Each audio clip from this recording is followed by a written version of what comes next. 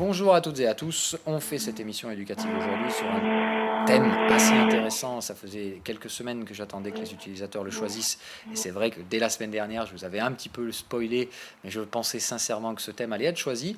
Pas forcément à l'unanimité parce que ça a été plutôt bien réparti en termes de vote cette semaine. C'est un peu la première fois qu'il n'y a pas un thème qui ressort très largement par rapport aux autres. Mais là, avec une très très légère petite marge d'avance, on a donc choisi le thème que j'attendais, c'est-à-dire le trading automatique. Donc voilà, c'est un sujet effectivement intéressant, très souvent maltraité. Donc comme d'habitude, vous avez l'habitude de cette gestion que j'ai de vous faire sur ces thèmes-là, c'est-à-dire qu'évidemment tout le bullshit habituel autour du trading automatique, je vais tout de suite passer à travers ça et enfoncer les portes ouvertes. Et évidemment, on va passer dans ce qui moi me semble le plus intéressant, c'est-à-dire ce qui n'est pas le plus évident et les choses qu'on apprend uniquement avec l'expérience et évidemment au travers des différents essais auxquels vous serez confrontés si vous évidemment vous n'écoutez pas ce que je vais vous dire. Et encore une fois, c'est normal. Questionnez toujours ce que vous apprenez. Moi, je vais essayer de vous faire gagner du temps en étant conscient que quoi qu'il arrive, la plupart d'entre vous feront quand même ces erreurs que j'ai moi-même commises, qui font perdre du temps, mais j'espère que ça pourra quand même servir à certains d'entre vous pour éviter certaines de ces erreurs qui sont tout simplement un gouffre de temps complètement inutilement dépensé à chercher des chimères et autres trucs du genre. Voilà, donc alors, avant toute chose, donc pour ceux qui me connaissent et qui ont l'habitude, voilà, vous savez, donc je fais des indicateurs, naninanana. Le délire du trading algorithmique, du trading automatique, s'il y a une personne qui est capable de vous en parler, je pense que c'est bien moi. Et je pense que je connais très très très très bien mon sujet. Donc, si vous souhaitez outrepasser les règles que je vais vous donner ce soir, il n'y a pas de souci, faites vos propres expériences, rendez-vous compte de vos erreurs par vous-même, c'est-à-dire faites-les et rendez-vous compte qu'au final, Phil avait peut-être pas tort. Mais encore une fois, si je peux vous éviter de les commettre, c'est peut-être pas débile. Donc, quelles sont les principales erreurs? Donc, on fait comme d'hab, 5 minutes où j'enfonce de la porte ouverte. Encore une fois, ça va vous paraître très logique tout ce que je vais vous dire, mais c'est des erreurs que la plupart d'entre vous ont déjà faites ou vont faire dans les mois qui viennent. Donc, imaginez qu'un robot est plus performant qu'un humain. Oh merde, première porte ouverte. Oh putain, fait chier. C'est vrai que quand on y réfléchit, c'est con. Hein, mais pourtant, beaucoup d'entre vous perdent un temps fou à imaginer qu'un robot sera plus performant qu'un être humain. C'est une pure connerie. Les seuls robots qui sont plus performants que des êtres humains sont des robots que vous n'aurez jamais entre les mains, tout simplement parce qu'ils valent des centaines de milliers de dollars. Et les prix grimpent en flèche, hein, c'est-à-dire que les premiers robots de market making coûtaient effectivement à peu près dans cet ordre-là, c'est-à-dire qu'à cette époque-là, on osait encore communiquer du chiffre interdit. C'est un peu comme dans le monde du football, si on doit comparer, hein, c'est un petit peu ça. À l'époque, les transferts, on en parlait. Aujourd'hui, on fait tout pour écraser le truc parce que c'est tellement rocambolesque comme montant que les gens deviendraient fous s'ils savaient combien un fonds d'investissement ou un market maker va payer son robot. Je vous assure, aujourd'hui, ça se chiffre en millions. Donc, ça vous donne une idée de l'importance de la robotisation aujourd'hui dans le trading automatisé, mais de très haut niveau, qui n'est absolument pas comparable à un trading que vous pourrez avoir à court terme. D'accord? Ça, c'est première porte ouverte. J'argumenterai bien plus profondément dans ce sujet-là, mais voilà. Donc, le robot de trading du particulier, pure connerie, vous allez y perdre un temps fou à imaginer que c'est possible et que vous n'avez tout simplement pas trouvé le bon robot, tout comme vous cherchez stupidement le bon indicateur qui va vous donner le point d'entrée parfait. Encore une fois, moi, je vous vois. Je vous vois, vous êtes nombreux, donc encore une fois, la statistique ne peut venir que de nombreuses occurrences. Vous êtes extrêmement nombreux aujourd'hui, je vois comment vous réagissez, donc à partir de la masse que vous êtes, je ne vous analyse pas individuellement, je vous analyse en tant que groupe et je vois très bien les tendances qui se dessinent. Moi, les gens qui viennent faire leur semaine d'essai indicateur, je peux très rapidement vous mettre dans 3 cases. Il y a ceux qui prennent le temps. Dans le message de bienvenue que je vous envoie, je vous dis bien attentivement aujourd'hui, n'allez pas trop vite, ça ne sert à rien. Vous avez une semaine, mettez-la à profit pour vous faire un avis constructif de ce que sont ces choses, mais il faut les mettre dans leur contexte, c'est-à-dire que si vous vous amusez en moins de 2 minutes à foutre vos putains d'indicateurs sur un graphique, à chercher, alors il est où le double signal acheteur, il est où le double signal vendeur, mais c'est tout pourri, il y a des signaux partout et le marché ne se retourne pas sur les doubles signaux, pas tout le temps sur les doubles signaux. Donc c'est tout pourri, je ne vais pas payer pour ça. Bon, vous n'avez rien compris évidemment, puisque je me casse quand même le cul à vous faire comprendre que un indicateur, jamais de la vie, ça donne un signal d'achat ou de vente, mais ça ne fait que donner un signal de trading, et que le signal d'achat ou de vente provient d'une stratégie en 3 étapes, et que si vous sautez les 2 premières, vous allez vous faire cartonner. Donc si vous prenez les indicateurs, que vous les foutez sur un graphique, très clairement, vous allez être déçus et vous allez vous barrer. Moi, je vous le dis, je les vois direct. Les mecs, ils s'inscrivent, ils prennent un jour d'essai, le lendemain, ils se barrent, ou même des fois, une demi-heure plus tard, le mec, il s'inscrit, je lui donne accès aux indicateurs, une demi-heure après, il annule son abonnement. Je fais, non mais alors toi, t'as tout compris mon petit gars, t'as juste mis tes indicateurs sur un graphique, t'as cru que t'allais acheter, vendre gratos et gagner des millions, tu dégages, ton profil m'intéresse même pas. Toi, tu t'en vas et je vais même pas te faire un aspect commercial de merde pour te dire, non, tu dégages, tu m'intéresses pas, t'es trop pressé, tu perdras ton pognon dans les marchés, quoi qu'il arrive, c'est qu'une question de temps. Il faut de la patience dans le marché et il faut comprendre les choses. Et pour comprendre les choses, il faut faire des erreurs. Chercher les indicateurs magiques, c'est une erreur que vous devez commettre. Mais essayez d'y consacrer un petit peu de temps, mais de pas non plus y perdre trop de temps. D'accord ? L'indicateur parfait n'existe jamais. Sauf si il représente 3 à 400 000 lignes de code qu'il a accès à une profondeur de marché infinie, c'est-à-dire en gros un algo de market maker. Pourquoi un algo de market maker sera plus performant que mon algorithme ? Tout simplement parce qu'il a accès à des informations que je n'ai pas. D'accord ? On ne va pas faire plus compliqué que ça. Aujourd'hui, qu'est-ce qui limite l'indicateur du particulier ? C'est l'accès à l'information. Alors, il y a certains mecs qui ont outrepassé ces limites avec des réseaux de neurones qui essaient d'anticiper, qui surveillent les réseaux sociaux. C'est ce que je vais appeler, pour moi, il y a 3 tranches d'indicateurs. Il y a l'indicateur codable par un particulier, aucune chance de réussite. Il y a l'indicateur un peu plus, comme moi je fais, c'est-à-dire c'est lié à de l'expérience. J'ai codé des patterns que j'utilise. Il y en a qui vont marcher, qui ne vont pas marcher, mais encore une fois, le but est de réduire le risque. Là, effectivement, la valeur ajoutée, ce n'est pas le signal de trading parfait, c'est juste de dire... Ces patterns-là, c'est un mec qui a passé 8 ans devant ses écrans à coup de 10-12 heures par jour et qui vous a codé des patterns pour que vous, petits débutants, vous puissiez éventuellement les mettre à profit. Je pense qu'il y a une valeur ajoutée, c'est d'ailleurs pour ça que je ne vous donne pas mes indicateurs gratos, mais encore une fois, et j'insiste toujours, ce n'est pas une nécessité, ce n'est pas obligatoire, c'est un petit plus qui vaut 30 balles par mois et si vous ne pouvez pas vous le permettre, ne les prenez pas. Ce n'est pas ça qui va faire de vous un trader. Ça va vous aider, mais ce n'est pas une fin en soi. Les indications techniques ne sont qu'une étape dans la stratégie, et ce qui a vraiment de la valeur dans ce que moi je vous transmets, c'est ce qui est putain de gratos, c'est la stratégie. C'est ça qui fait la différence entre un mec qui perd du pognon et un mec qui va gagner du pognon dans les marchés. La stratégie et l'expérience. L'expérience, malheureusement, ça ne s'apprend pas autrement qu'en faisant des erreurs. Par contre, la stratégie, ça s'apprend. Je fais tout pour vous apprendre ça. Donc, au lieu de gaspiller votre temps dans des chimères boursières stupides par lesquelles on passe tous, chercher l'indicateur parfait, le machin, le bidule, j'y ai passé des années à chercher l'indicateur parfait. Je vous dis, en fait, aujourd'hui, il y a toujours des nouvelles choses qui arrivent. C'est-à-dire que moi, je trouve ça très marrant parce que maintenant que j'ai un peu de recul à travers les cycles et machin, je vois toujours une cyclicité qui se met en place dans la magie de l'indication technique. Il y a des modes. Il y a 2-3 ans, c'était la mode de l'Ishimoku. Ça vendait du livre sur l'Ishimoku. C'était le parfait. C'était l'indicateur du siècle. C'était magique. C'était effectivement... c'est génial. Avec l'Ishimoku, on voit la pattern. On sait la chiku, machin, kinkulan, mes couilles. C'était de la merde, encore une fois. Ça servait à vendre des bouquins. Et les mecs qui vous vendaient ces bouquins étaient perdants en trading. C'est ça qui est complètement ouf. Mais ça, évidemment, vous ne le savez pas. Alors, c'est des petits bruits de couloir. On vous dit, attention, ces mecs-là sont un peu perdants, mais vous en foutez. L'information, elle reste de qualité, mais elle doit être gratuite. C'est-à-dire qu'aujourd'hui, si vous voulez apprendre à trader Ishimoku, qu'est-ce que vous allez payer un putain de bouquin ou des vidéos ou un formateur machin?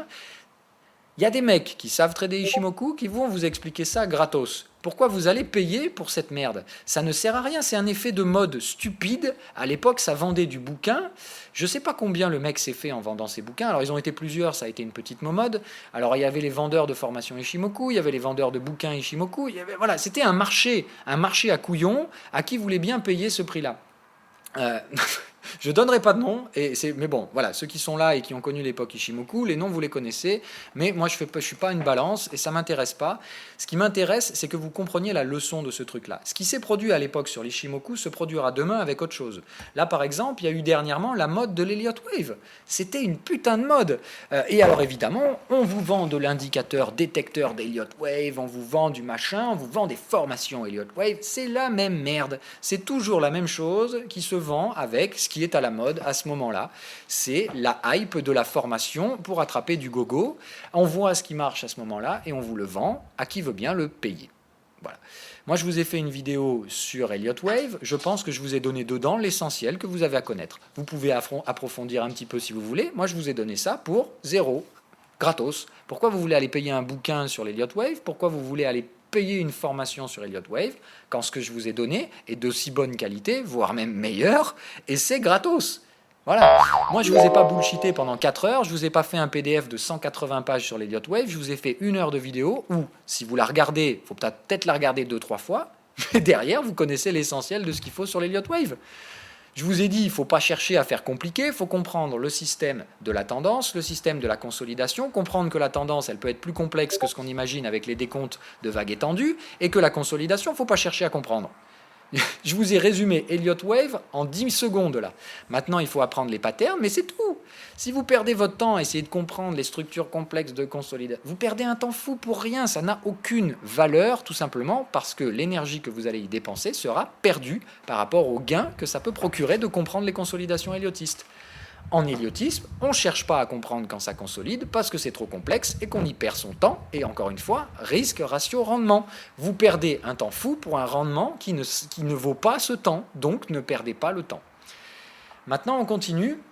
D'accord ? Donc le délire de ces trucs-là, de formation, trucs bidule chouette, ça ne sert à rien. Maintenant, on va vous faire souvent des indicateurs automatisés, c'est-à-dire on va vous faire de l'auto-Ichimoku, c'est-à-dire des stratégies Ichimoku, des indicateurs qui vont vous donner les signaux d'achat-vente Ichimoku codés de façon automatique, pure bullshit, parce qu'encore une fois, si ça fonctionnait, ça se saurait, et tout le monde utiliserait de l'Elliott Wave, et au lieu de dépenser des millions à acheter des algorithmes complexes à des petits génies de l'informatique et des mathématiques, vous pensez que les market makers, ils feraient quoi ? Ils achèteraient des indicateurs Ichimoku si ça marchait. Réfléchissez, nom de Dieu. Ceux qui gagnent de l'argent dans les marchés, ce ne sont pas les imbéciles, ce sont les intelligents. L'argent va des gens qui sont intelligents et patients aux gens qui sont stupides et impatients. Et c'est comme ça que ça a toujours fonctionné. Donc si vous pensez impatient ou si vous pensez stupide, vous donnerez votre argent aux gens qui pensent intelligents et qui sont patients. C'est comme ça que ça fonctionne dans le marché. Donc pensez toujours l'inverse de ce que vous étiez avant. Vous serez toujours plus intelligent et toujours plus patient si vous progressez dans les marchés.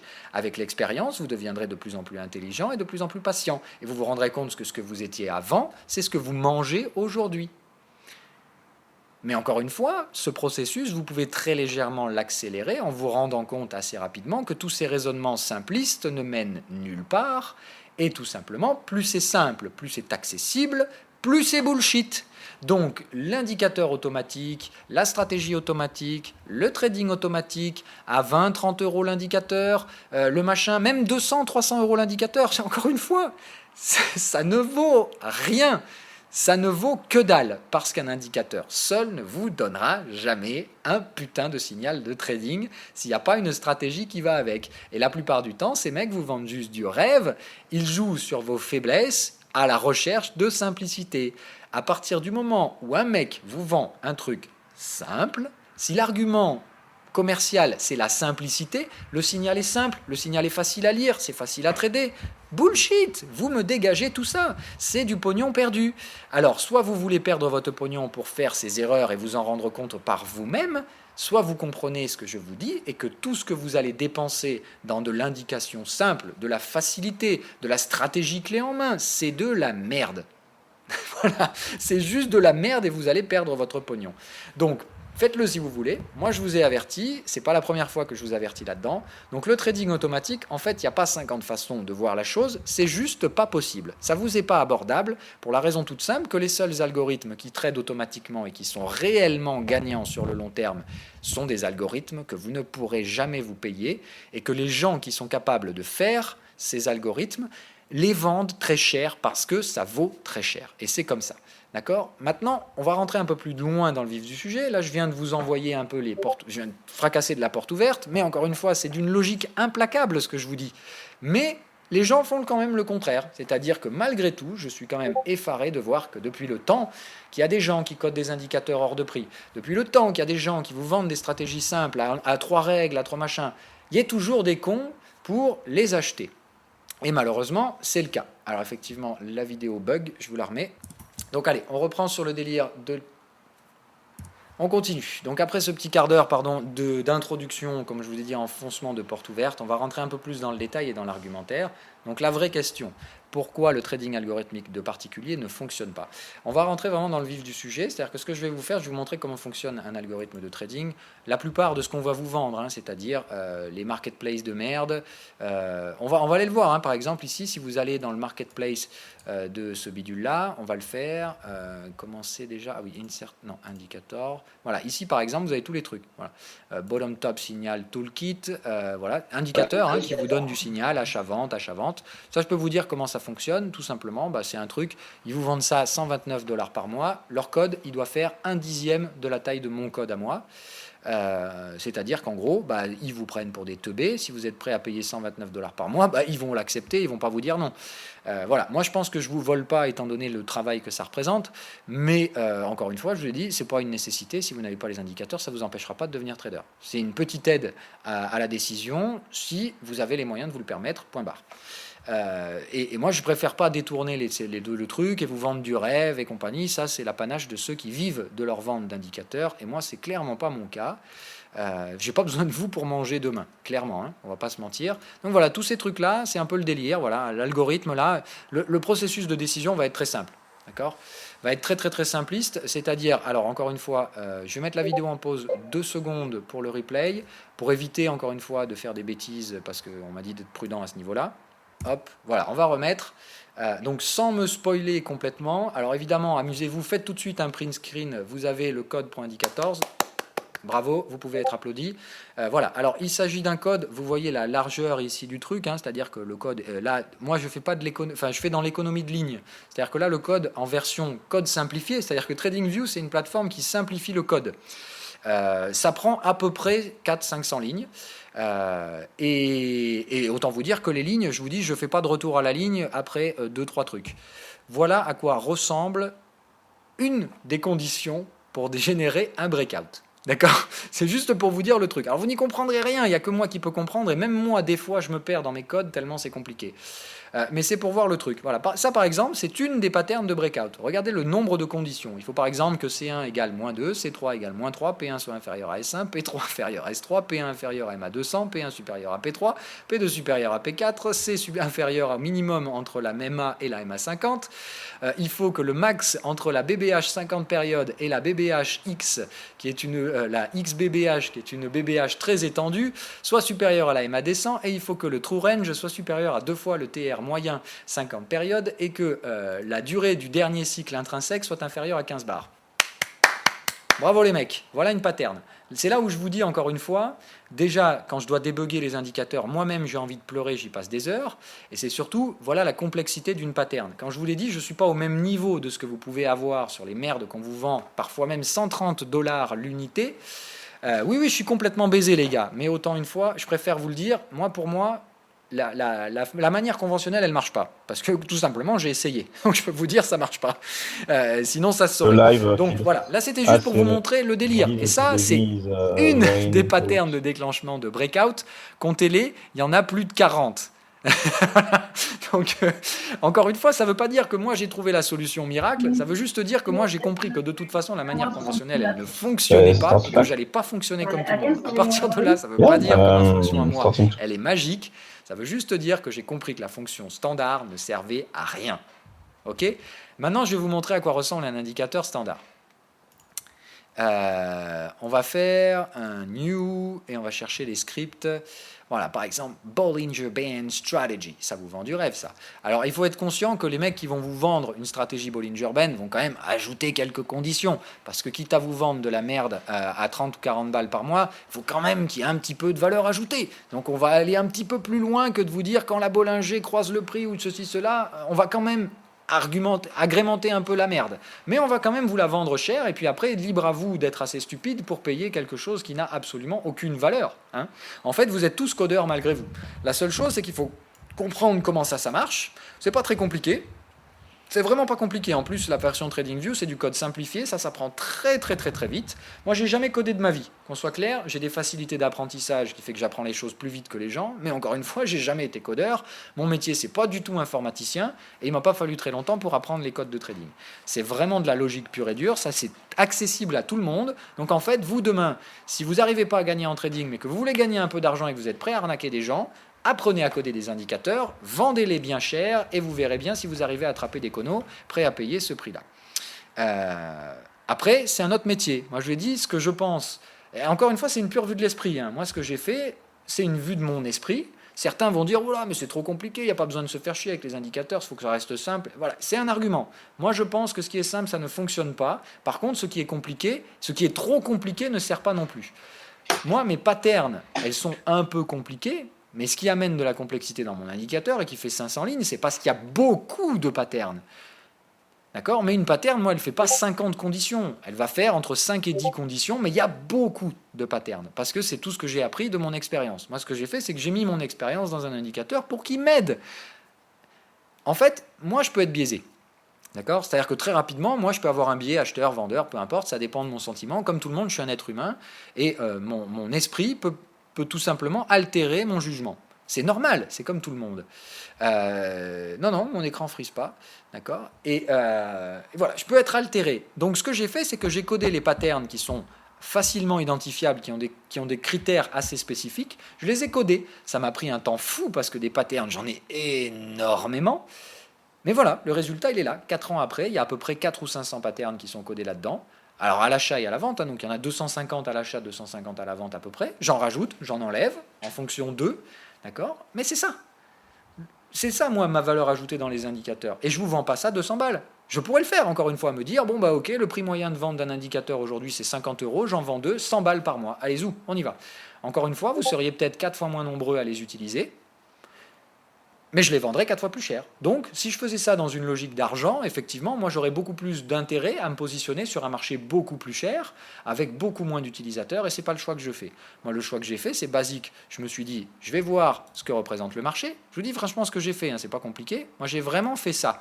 Je suis arrivé ici, j'ai regardé tout. Et je me suis dit, ok, putain, 45, 40, 69, putain. Là, ils vous vendent 26, un indicateur. Hein, voilà. C'est bien, il faut comprendre. Il y en a qui étaient moins chers, mais c'est un seul indicateur. Donc moi, je me suis dit, ok, je vais prendre le moins cher et je vais tout filer pour le même prix. Donc je me suis dit, ok, 29, c'est pratique, ça fait le délire 1 € par jour et compagnie. Voilà. Voilà comment j'en suis arrivé à ce délire de pricing. Moi, la logique, ça n'a pas été combien je vais pouvoir leur soutirer à ces petits cas. Ça a été, en gros, je vais me placer tout en bas du marché et puis on va bien voir s'il y a des gens qui suivent. Et je vous assure, je ne m'attendais absolument pas à ce qui est arrivé il y a quelques mois. Hein. Il y a quelques mois, on était très peu. Aujourd'hui, on est extrêmement nombreux. Je ne sais pas quoi faire du pognon. Et voilà, qu'on soit bien honnête. Je ne fais pas ça pour le pognon. Maintenant, je sais maintenant ce que je vais faire de votre argent, je vais en faire de l'humanitaire. Voilà. Ça, c'était pour la parenthèse refermée. Maintenant, terminé, on revient au trading automatique. Ça, c'était donc pour revenir. Ça, c'est ce qu'on vous vend souvent très très cher. Ça veut dire quoi? Ça veut dire qu'ici, le mec, il va vous faire un petit bullshit. Il va vous rajouter, par exemple, 2-3 conneries, genre, je vais rajouter une EMA, un machin, un bidule. Je vais vous faire un peu de valeur ajoutée. Mais encore une fois, la magie de l'indicateur, c'est souvent de cacher ce qui se trouve à l'intérieur, parce que c'est souvent extrêmement simple. Et si vous saviez ce qu'il y a dedans, vous ne le paieriez jamais ce prix-là. C'est ça la vraie réalité du coding d'indicateur. C'est que c'est souvent du gros bullshit et on vous vend bien du rêve, mais ce qu'il y a dedans, c'est de la merde que vous seriez totalement capable de créer vous-même. Et dans ce cas-là, pour moi, il n'y a pas de valeur ajoutée. La valeur ajoutée, c'est simplement un bon vendeur derrière qui vous fait une belle vidéo bien commerciale, qui vous fait 2-3 screenshots quand l'indicateur vous donne les signaux parfaits, qui vous vend ça, qui vous donne envie, et vous payez ça.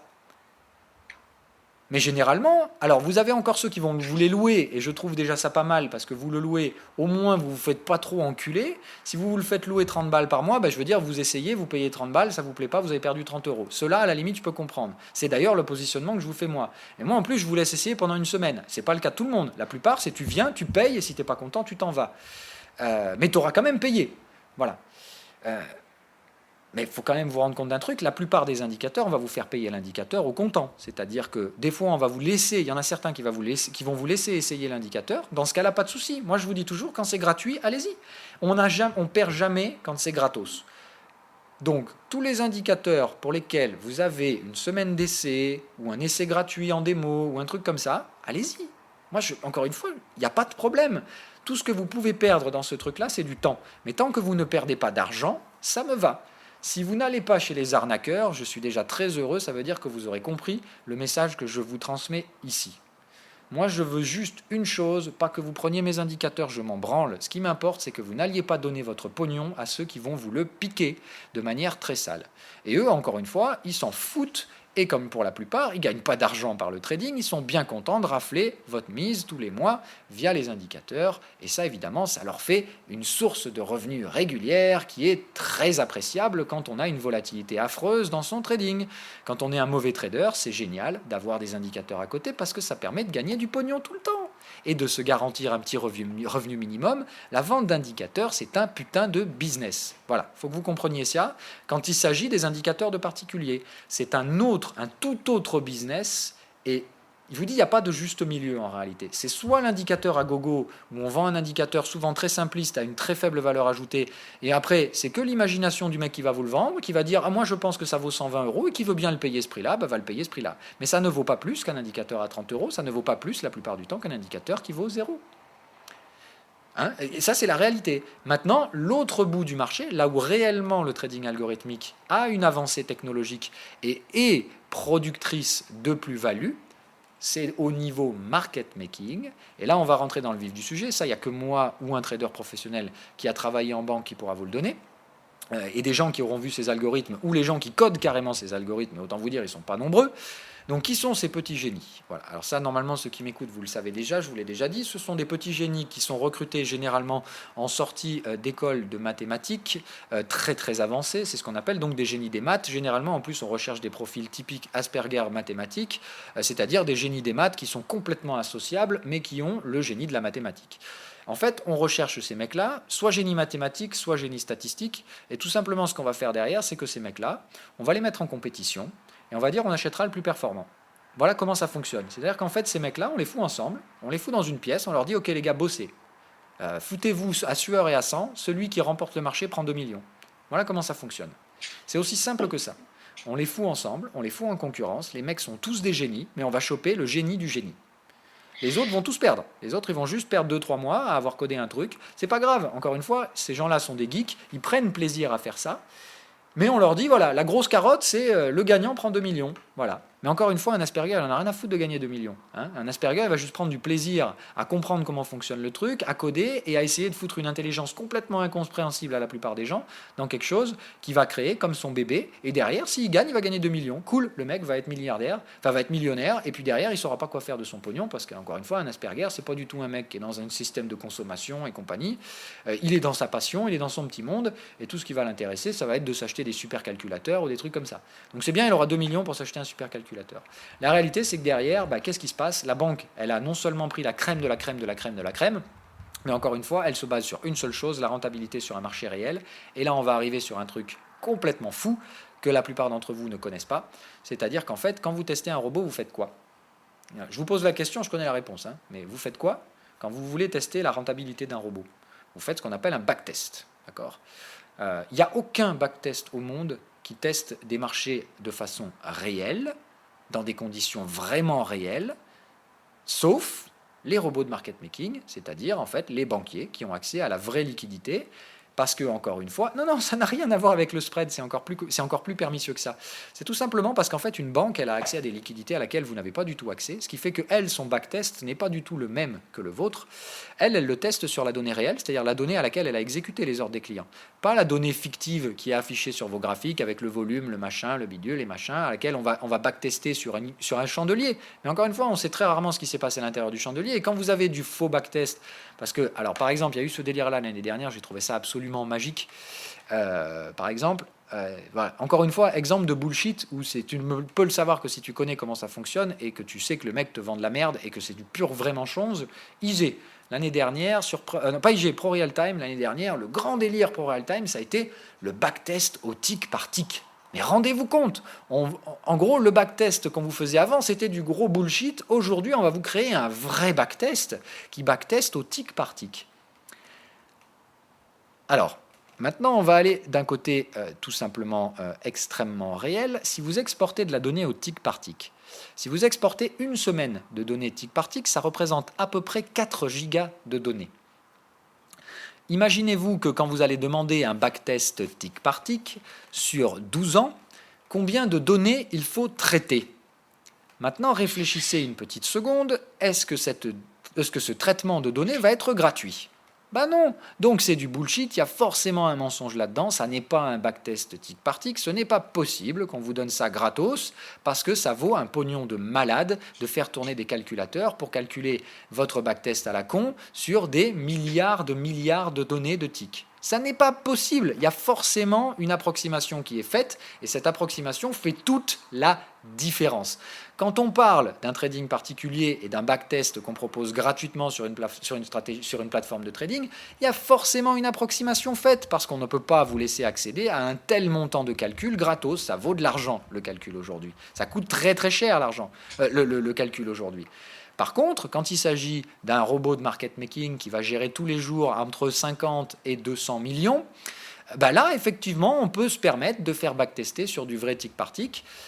Et comme je vous dis, on ne va pas comparer 50 algorithmes. On ne va pas offrir aux particuliers la possibilité de backtester son algo de merde sur des milliards, de centaines de milliards de ticks pour avoir une vraie historique et un vrai ressenti de l'exécution dans un marché réel. Non, non. Mais par contre, quand on a foutu 12 geeks, crème de la crème, qu'on les a fait coder pendant 2 mois, qui t'ont sorti un indicateur chacun, tu as 12 indicateurs à coder, ça coûte très très cher en puissance de calcul de le tester. Mais encore une fois, si tu mets 2 millions pour payer le mec, tu peux sans problème payer 500 000 euros pour un super calculateur qui va calculer qui est le plus rentable de ces systèmes. Ça t'aura coûté 2 500 000 euros derrière pour un algorithme qui va traiter entre 200 et 500 millions d'euros par jour et qui va générer probablement une rentabilité proche entre 5 et 10%.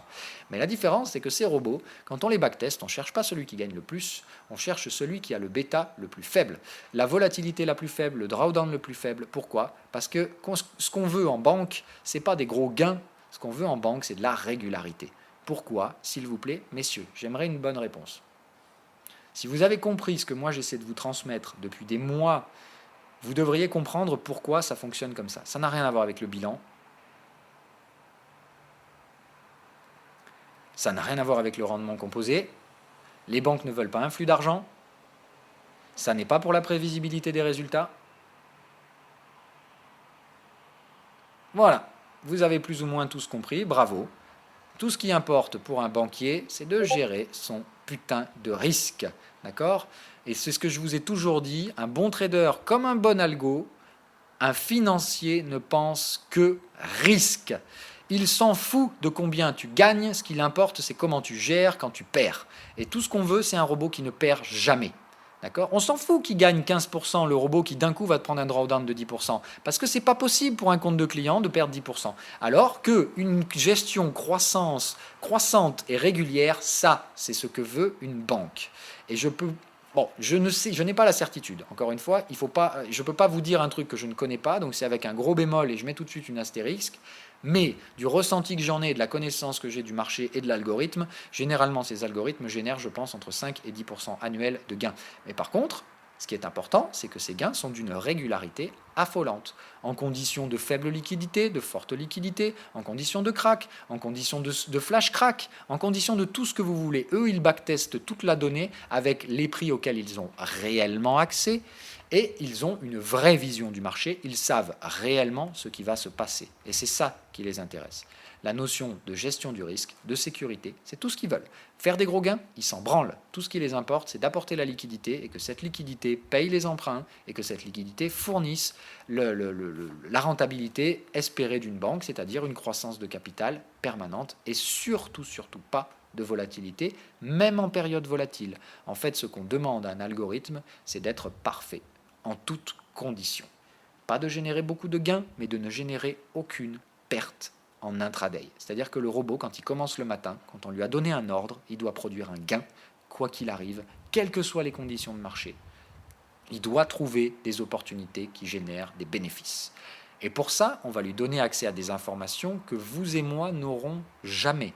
Le robot de market maker a accès à 2 choses que vous n'avez pas. D'une part, ce qu'on appelle la profondeur absolue de marché, c'est-à-dire que lui, en fait, comme généralement c'est un market maker qui va utiliser ce marché, il a accès à la demande, à l'achat et à la vente, c'est-à-dire tous vos ordres limites, c'est-à-dire toutes les limites acheteuses, toutes les limites vendeuses, mais surtout les ordres stop, les ordres que vous ne voyez que si vous êtes un gestionnaire de carnet d'ordre, et ça, j'aime autant vous dire que ça fait toute la différence. Si vous savez que telle personne, encore une fois, d'un point de vue humain, c'est ingérable, parce que c'est tellement d'informations, mais il faut vous dire que le robot de trading, lui, il a cette information. Il vous identifie, vous, pas comme, je sais pas, machin pétachnoc, il s'en fout, votre nom, il en a rien à branler. Votre compte de trading, même pas. Ce qui l'importe, c'est votre identifiant, de savoir quel est le montant que vous avez exécuté sur votre position, où se trouve votre stop loss, où se trouve votre target. Si vous lui donnez cette information, vous lui donnez une information sur votre gestion du risque, et il va vous classer en tant que profil. Si votre profil est à risque, il sait qu'il va très rapidement vous considérer comme quelqu'un de chassable et vous allez être chassé comme une proie. C'est tout con, mais c'est comme ça que ça fonctionne un algo de market making profitable. La plupart du temps, il y a ce qu'on appelle les chasseurs, c'est-à-dire des robots qui chassent les profils à risque. Et quand il y a une zone de profil à risque, et généralement le plus fou, c'est que dans les marchés, les gens ont tendance à faire la même chose. En fait, quand ils voient plusieurs profils à risque se positionner sur la même zone de prix avec les mêmes zones de stop et plus ou moins les mêmes zones de target, qu'est-ce qu'il va se dire? Chouette, du pognon gratos. Et évidemment, je vais aller chercher ces gens-là, ça va me coûter tant et je vais prendre tel risque pour aller chasser ces ordres et prendre cet argent-là. Si c'est rentable dans une gestion du risque, encore une fois, ce que va faire l'algorithme, c'est qu'il va faire ce que je fais moi, mais il va le faire de façon automatique.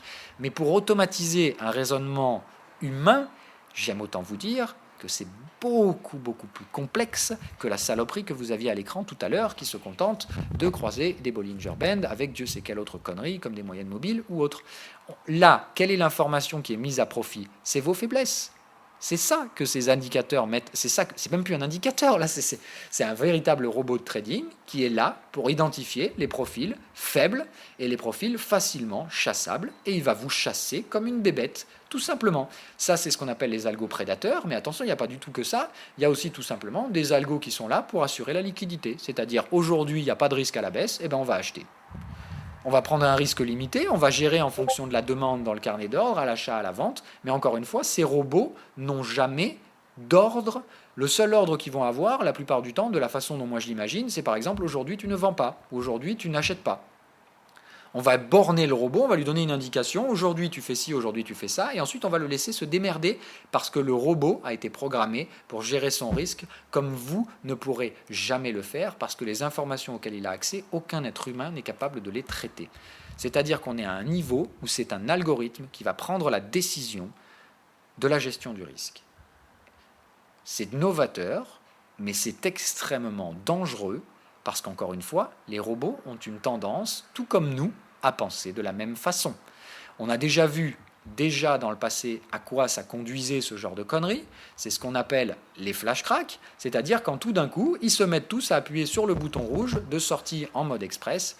Le problème, et le vrai gros problème auquel on sera confronté dans les prochaines années, ce n'est pas l'algorithmisation des marchés, c'est l'uniformisation de l'algorithmisation des marchés qui est problématique, tout simplement parce que ces robots sont backtestés sur des données historiques de marchés dans lesquels il n'y avait pas de robots ou pas autant de robots.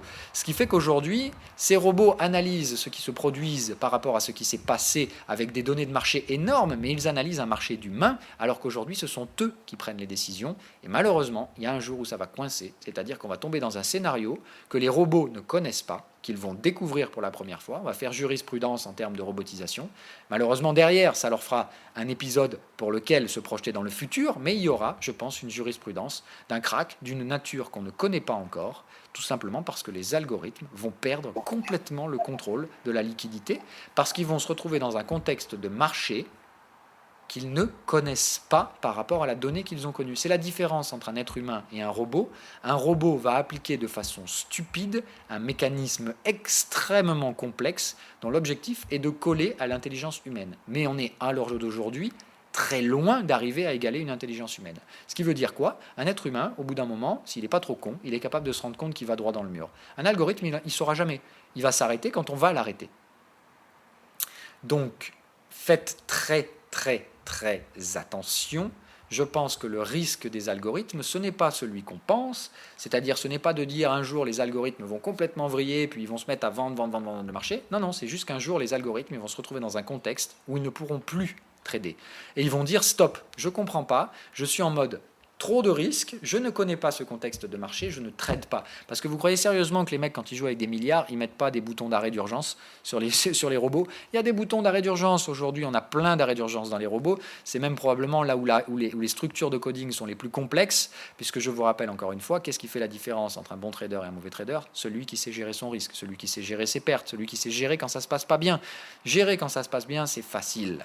Donc c'est évidemment très probablement là aussi que la gestion d'un robot qui sera plus performant qu'un autre se fait dans la façon de gérer le risque. Donc j'aime autant vous dire que des esprits Asperger vont nous générer des trucs que même moi je suis complètement incapable d'imaginer, d'une complexité complètement folle, mais par contre d'une efficacité probablement redoutable en termes de gestion de risque, ce qui veut dire que très probablement je pense que ces robots ont des safety buttons qui vont dire au bout d'un moment, là je suis dans un contexte où je ne comprends pas la liquidité, je ne comprends pas le marché, je ne sais pas dans quel pattern je suis, je ne trade pas. Et dans ce cas-là, les robots vont tout simplement dire stop. Sauf qu'aujourd'hui, les robots exécutent 80% du volume. Qu'est-ce qui se passe dans un marché si 80% du volume disparaît du jour au lendemain dans un contexte de liquidité non connue, c'est-à-dire dans un contexte inconnu, et en plus, la liquidité du marché disparaît? Ça devient panique à bord. Parce qu'aujourd'hui, qu'est-ce qui satisfait Wall Street? Pourquoi on fait du quantitative easing? Pourquoi on fait ces genres de trucs? Parce que la liquidité est rassurante. D'accord? Plus le carnet d'ordre est rempli, plus on se dit ça chutera pas. C'est ça qui rassure Wall Street. Il faut faire très très attention parce que tout ceci est purement fictif et aujourd'hui géré intégralement par des robots qui, à un moment donné, n'hésiteront pas à se faire la malle et il ne restera plus personne pour trader. C'est pour ça que je vous dis, faites extrêmement attention à ne pas vous positionner dans des zones à très fort risque. Je ne dis pas que le marché va forcément réagir de la façon dont je le prédis. Je dis juste que, encore une fois, moi je gère mon risque. Je vous identifie des zones très précises dans le marché où il ne faut pas mettre votre argent parce que je perçois un risque complètement gigantesque qui ne produit pas le rendement associé. C'est-à-dire pour moi, mettre son argent aujourd'hui dans les actions, c'est un coupe-gorge absolument monumental parce que ça peut frapper du jour au lendemain sans que vous le voyiez venir, sans que vous puissiez sortir et dans un contexte que vous ne pourrez très probablement même pas prédire. Donc, devant tant d'incertitudes, comment pouvez-vous acheter des actions? On n'était pas du tout dans ce contexte-là il y a plusieurs années. C'est très récent, ça fait 6 à 12 mois que ça part un peu en vrille et que ces courbes paraboliques et ces augmentations de levier et de fausses perceptions du risque m'invitent à penser qu'on est très mal barré, mais qu'on ne sait pas quand ça va péter. Et face à cette incertitude, quelqu'un qui a compris ce que veut dire trader, vous savez quelle est la seule et unique chose à faire dans ce marché. Je veux une bonne réponse, s'il vous plaît.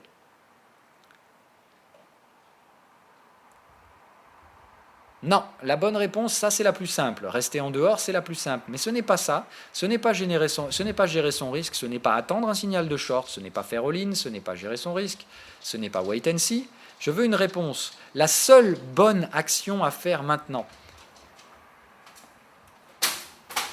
En fait, il y a beaucoup de mauvais choix, et il y a des choix qui seront moins mauvais que d'autres, d'accord? Vendre est un mauvais choix, mais c'est le moins mauvais des mauvais choix. Attendre, c'est le meilleur choix. Mais en fait, quel est le meilleur choix? Il y a vraiment une réponse. Alors, c'est un piège que je vous fais. Je veux juste voir s'il y en a un qui arrive à trouver ce petit piège que je vous tends. Je m'attends à ce que vous ne trouviez pas. Mais c'est quelque chose que je vous ai déjà dit. Et je vous en ai même parlé cet après-midi pour ceux qui ont regardé la vidéo sur les ETF. Non plus. Non, non. Non, non. C'est bien, vous êtes participatif ce soir, c'est cool. Non, non. Frappi, c'est quoi la question? Bon, allez, je vous donne la réponse. La bonne réponse, c'est revendre ses achats. C'est-à-dire qu'en fait, aujourd'hui, celui qui a le luxe de s'offrir la seule bonne décision, c'est le mec qui a déjà des achats dans le marché et qui va tout simplement encaisser des gains. C'est-à-dire qu'aujourd'hui, la seule bonne décision à faire, c'est d'encaisser des profits de long terme et de laisser les imbéciles trader ce marché. Les imbéciles ou les gens qui veulent prendre du risque. C'est-à-dire que là, en fait, peu importe ce que vous faites maintenant, que vous achetiez, que vous vendiez avec levier, pas de levier, c'est dans tous les cas beaucoup trop risqué. C'est associé à du risque. Ce qui veut dire que là, le simple fait de trader, c'est prendre un risque. Donc à partir de là, trader avec levier, c'est doubler la dose de risque, vous allez probablement vous faire démonter. Mais encore une fois, pour moi, la moins mauvaise des situations à faire maintenant, c'est de ne rien faire. La seconde, moins mauvaise, c'est de tenter des shorts en étant conscient que le niveau de risque, il est au sommet du sommet, puisque Wall Street essaie d'installer une bulle, et que si ça passe pas, il ne faudra pas lutter. Voilà, c'est tout. Mais ça, c'est dû au contexte dans lequel on est, qui est un contexte qui, selon moi, n'est absolument pas arrivé par le passé. Ce qui se produira dans les prochaines années fera jurisprudence. Ce n'est pas pour vous faire flipper, c'est pour vous dire on ne sait pas, et face à l'incertitude, la prise de risque est juste stupide. Donc on peut prendre quelques risques, c'est-à-dire que moi, en fait, je vais vous dire dans quelle situation je me positionne aujourd'hui. Je ne sais pas. Tout ce que je sais, c'est qu'il faut quand même que je trade parce qu'il faut quand même que je gagne ma croûte. Je ne peux pas rester devant mes écrans et attendre patiemment qu'on revienne dans un contexte que je peux comprendre. Non, je trade. Je prends quand même des risques. Par contre, qu'est-ce que je fais? Je mets des leviers bien plus faibles qu'à l'accoutumée. Là, aujourd'hui, quand je trade, je prends quand même du risque. Mais vous voyez, par exemple, à chaque fois que je prends du risque, je me fais démonter un max drawdown à 3%. Voilà. Alors que franchement, un max drawdown à 3%, ça faisait des années que j'en avais pas pris. J'en ai déjà pris plusieurs dans les 12 derniers mois, dont un gros gadin déjà l'année dernière de pratiquement moins 8 à moins 10%, et je risque là, aujourd'hui, de m'en reprendre un cette année. Donc, on est dans un contexte où même un trader expérimenté qui gère très bien son risque peut se prendre des drawdowns. C'est-à-dire, moi, je me fais surprendre par le marché. Comment imaginez-vous que vous, petit débutant, vous arriviez à vous en sortir? Donc, si en ce moment, vous êtes en train de vous dire « Super, c'est une machine à cash, le marché, je vais faire du pognon », comment vous pensez que vous allez terminer? Vous allez terminer soit à me donner votre argent, soit à donner votre argent à quelqu'un d'autre que moi qui gérera mieux mon risque, mieux le risque que moi et que vous. C'est exactement ça. Donc, spéculer, c'est bien parce qu'encore une fois, il faut que vous tradiez pour apprendre, mais si vous vous amusez à mettre du levier maintenant, vous êtes dead parce que c'est le niveau de risque le plus haut que j'ai jamais connu de mes 8 ans de trading. On est dans un niveau d'incertitude qui est complètement taré. En sachant que, par rapport à la connaissance que j'ai du marché, qui reste limitée, encore une fois, je n'ai pas la prétention de dire que je comprends tout, mais par contre, j'ai la prétention de dire que d'un côté algorithmique, je connais beaucoup de choses. Et encore, beaucoup de ces choses restent complètement opaques, mais je comprends la logique qui se trouve derrière. Et cette logique, pour moi, elle annonce quelque chose de très dangereux, et je préfère ne pas prendre trop de risques actuellement, et en tout cas pas le risque de me positionner dans les endroits où je vois le niveau de risque complètement éclater les sommets, c'est-à-dire se positionner à la vente de VIX. Pour moi, les mecs qui vendent la volatilité avec des leviers, ils sont complètement fumés, parce que si ça se passe mal, demain, ils sont ruinés et endettés pour les 20 prochaines années. Il y a ça, donc je vous ai dit, le trading vente de volatilité, pour moi c'est le plus haut niveau de spéculation et le plus haut niveau de conneries dans un contexte complètement risqué, c'est-à-dire plus haut niveau de risque dans la gestion du contexte, et les mecs prennent un risque complètement fou à, en plus de ça, vendre de la tranquillité dans un contexte complètement taré. Donc vendeur de volatilité, il faut être complètement paumés, et ces mecs-là, je peux vous garantir qu'ils font probablement des millions à court terme, mais qui vont perdre des milliards à la fin. Mais ils en sont conscients, encore une fois, ce sont des logiques purement Wall Street, purement court-termistes, c'est-à-dire que les mecs qui font ça, ils font ça pas avec leur argent, ils feront perdre l'argent aux gens qui ont mis ces investissements, et évidemment, eux se barreront avec leur joli petit bonus, et disparaîtront dans la nature, et plus personne ne sera là pour leur cracher dessus. Donc faites attention, encore une fois, hein, c'est ce que j'appelle l'avidité, c'est-à-dire qu'il y a des gens qui sont prêts à tout, quoi qu'il arrive, pour gagner de l'argent, et l'argent facile est souvent l'argent sale, et je pense que les gens qui vendent de la volatilité aujourd'hui ne sont clairement pas en train de le faire avec leurs fonds, mais bien en train de le faire avec les fonds d'imbéciles qui les laissent gérer tout ça n'importe comment sans regarder où part leur argent.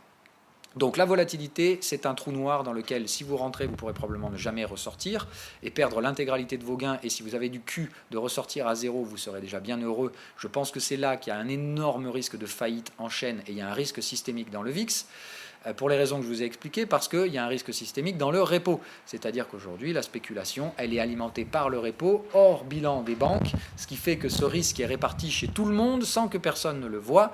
C'est un peu comme de la matière noire, c'est dans tout l'univers, mais personne ne peut le palper ni le voir. Et pourtant, le jour où cette matière noire pourrait entrer en fusion, tout le monde va crever sans même s'en rendre compte. Et on dira, oh merde, j'avais un paquet de matière noire dans mes comptes et je ne l'avais pas vu. Merde, ils m'ont vraiment pris pour des cons, ceux-là. Mais en attendant, il faudra payer la facture.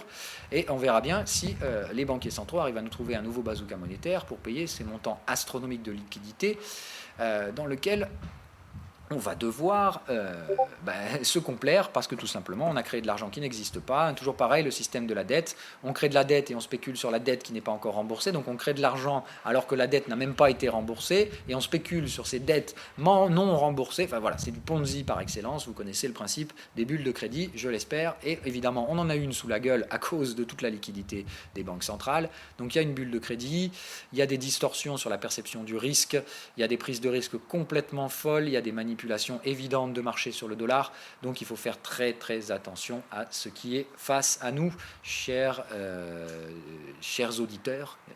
Je ne peux que vous avertir pour le risque en ce moment. Et encore une fois, c'est pas je joue pas sur vos peurs comme tous les permabères pour vous vendre un truc. Encore une fois, moi je vous vends rien, je n'ai aucun intérêt à vous dire tout ça, si ce n'est que tout simplement, moi je préfère que vous ne tombiez pas dans ce panneau-là, même si je sais malheureusement que beaucoup tomberont dedans. Je préfère que si vous m'écoutez, vous pourrez au moins essayer d'éviter les gros pièges dans lesquels il faut surtout pas se mettre. Et évidemment, comme d'hab, c'est quoi ? C'est les trucs qui vous attirent le plus. Aujourd'hui, un mec qui comprend pas trop grand-chose au marché, il fait quoi ? Il a tâté un peu le marché des cryptos, il s'est fait démonte, et il va se dire, bon allez, aujourd'hui, de quoi j'entends parler ? Tesla, Apple, allez, je vais donner un petit peu de pognon à Tesla. Voilà, bon, on va en parler. Les mecs qui vont investir dans Tesla, là, dans les prochains jours, ils vont se faire ruiner. Pareil pour les mecs qui achètent du Apple, tout ça, ça va se faire ruiner à plus en pouvoir. Donc ne mettez pas votre argent là où ça vous semble évident de le mettre, parce que c'est probablement le pire choix que vous pourriez faire. Mais au moins j'essaie de vous expliquer pourquoi. Comme ça, derrière, si vous faites l'erreur, je m'en bats les couilles, c'est votre problème. Moi, je vous aurais prévenu, j'ai fait mon rôle. Maintenant, si vous décidez d'acheter du Apple, des actions, des GAFA, n'importe quoi, vous êtes mort. C'est clair. Mais c'est qu'une question de temps. C'est-à-dire que vous pourrez avoir raison à court terme et me dire « Ah, ma fille, il disait n'importe quoi. Au final, les actions, elles ont monté, il n'y avait pas de souci. » Je vous dis, on en parlera dans 12 à 18 mois. Je ne peux pas donner de timing, encore une fois, mais je vous donne une fourchette. Pour moi, les probabilités que ça survive avec le niveau de risque actuel à 12 à 18 mois, c'est quasiment proche de 0%. Donc c'est là où je veux bien poser ma greffe et dire, pour moi, 12 à 18 mois, ça va merder quoi qu'il arrive. Maintenant, il y a toujours une probabilité que j'ai tort, donc évidemment, comme on ne maîtrise pas le timing, on est patient, on ne met pas trop de levier, mais si vous voulez jouer le jeu de la spéculation, ça ne peut se faire qu'avec cette incertitude énorme de ne pas pouvoir maîtriser le timing dans un contexte complètement fou et volatile, donc pas de levier. Allez. Donc oui, c'est à Hong Kong. Ok, merci Tim. Donc voilà, c'est sur la bourse de Hong Kong, Xiaomi, et ça vaut donc 17 Hong Kong dollars pour une action qui, pour ma part, je pense, dans le prochain cycle économique, s'extirpera très rapidement vers les 800 dollars Hong Kong. C'est-à-dire, c'est une valeur qui va probablement faire du 200 en multiplicateur, du x20, en multiplicateur assez facilement au sein du prochain cycle, au bas mot.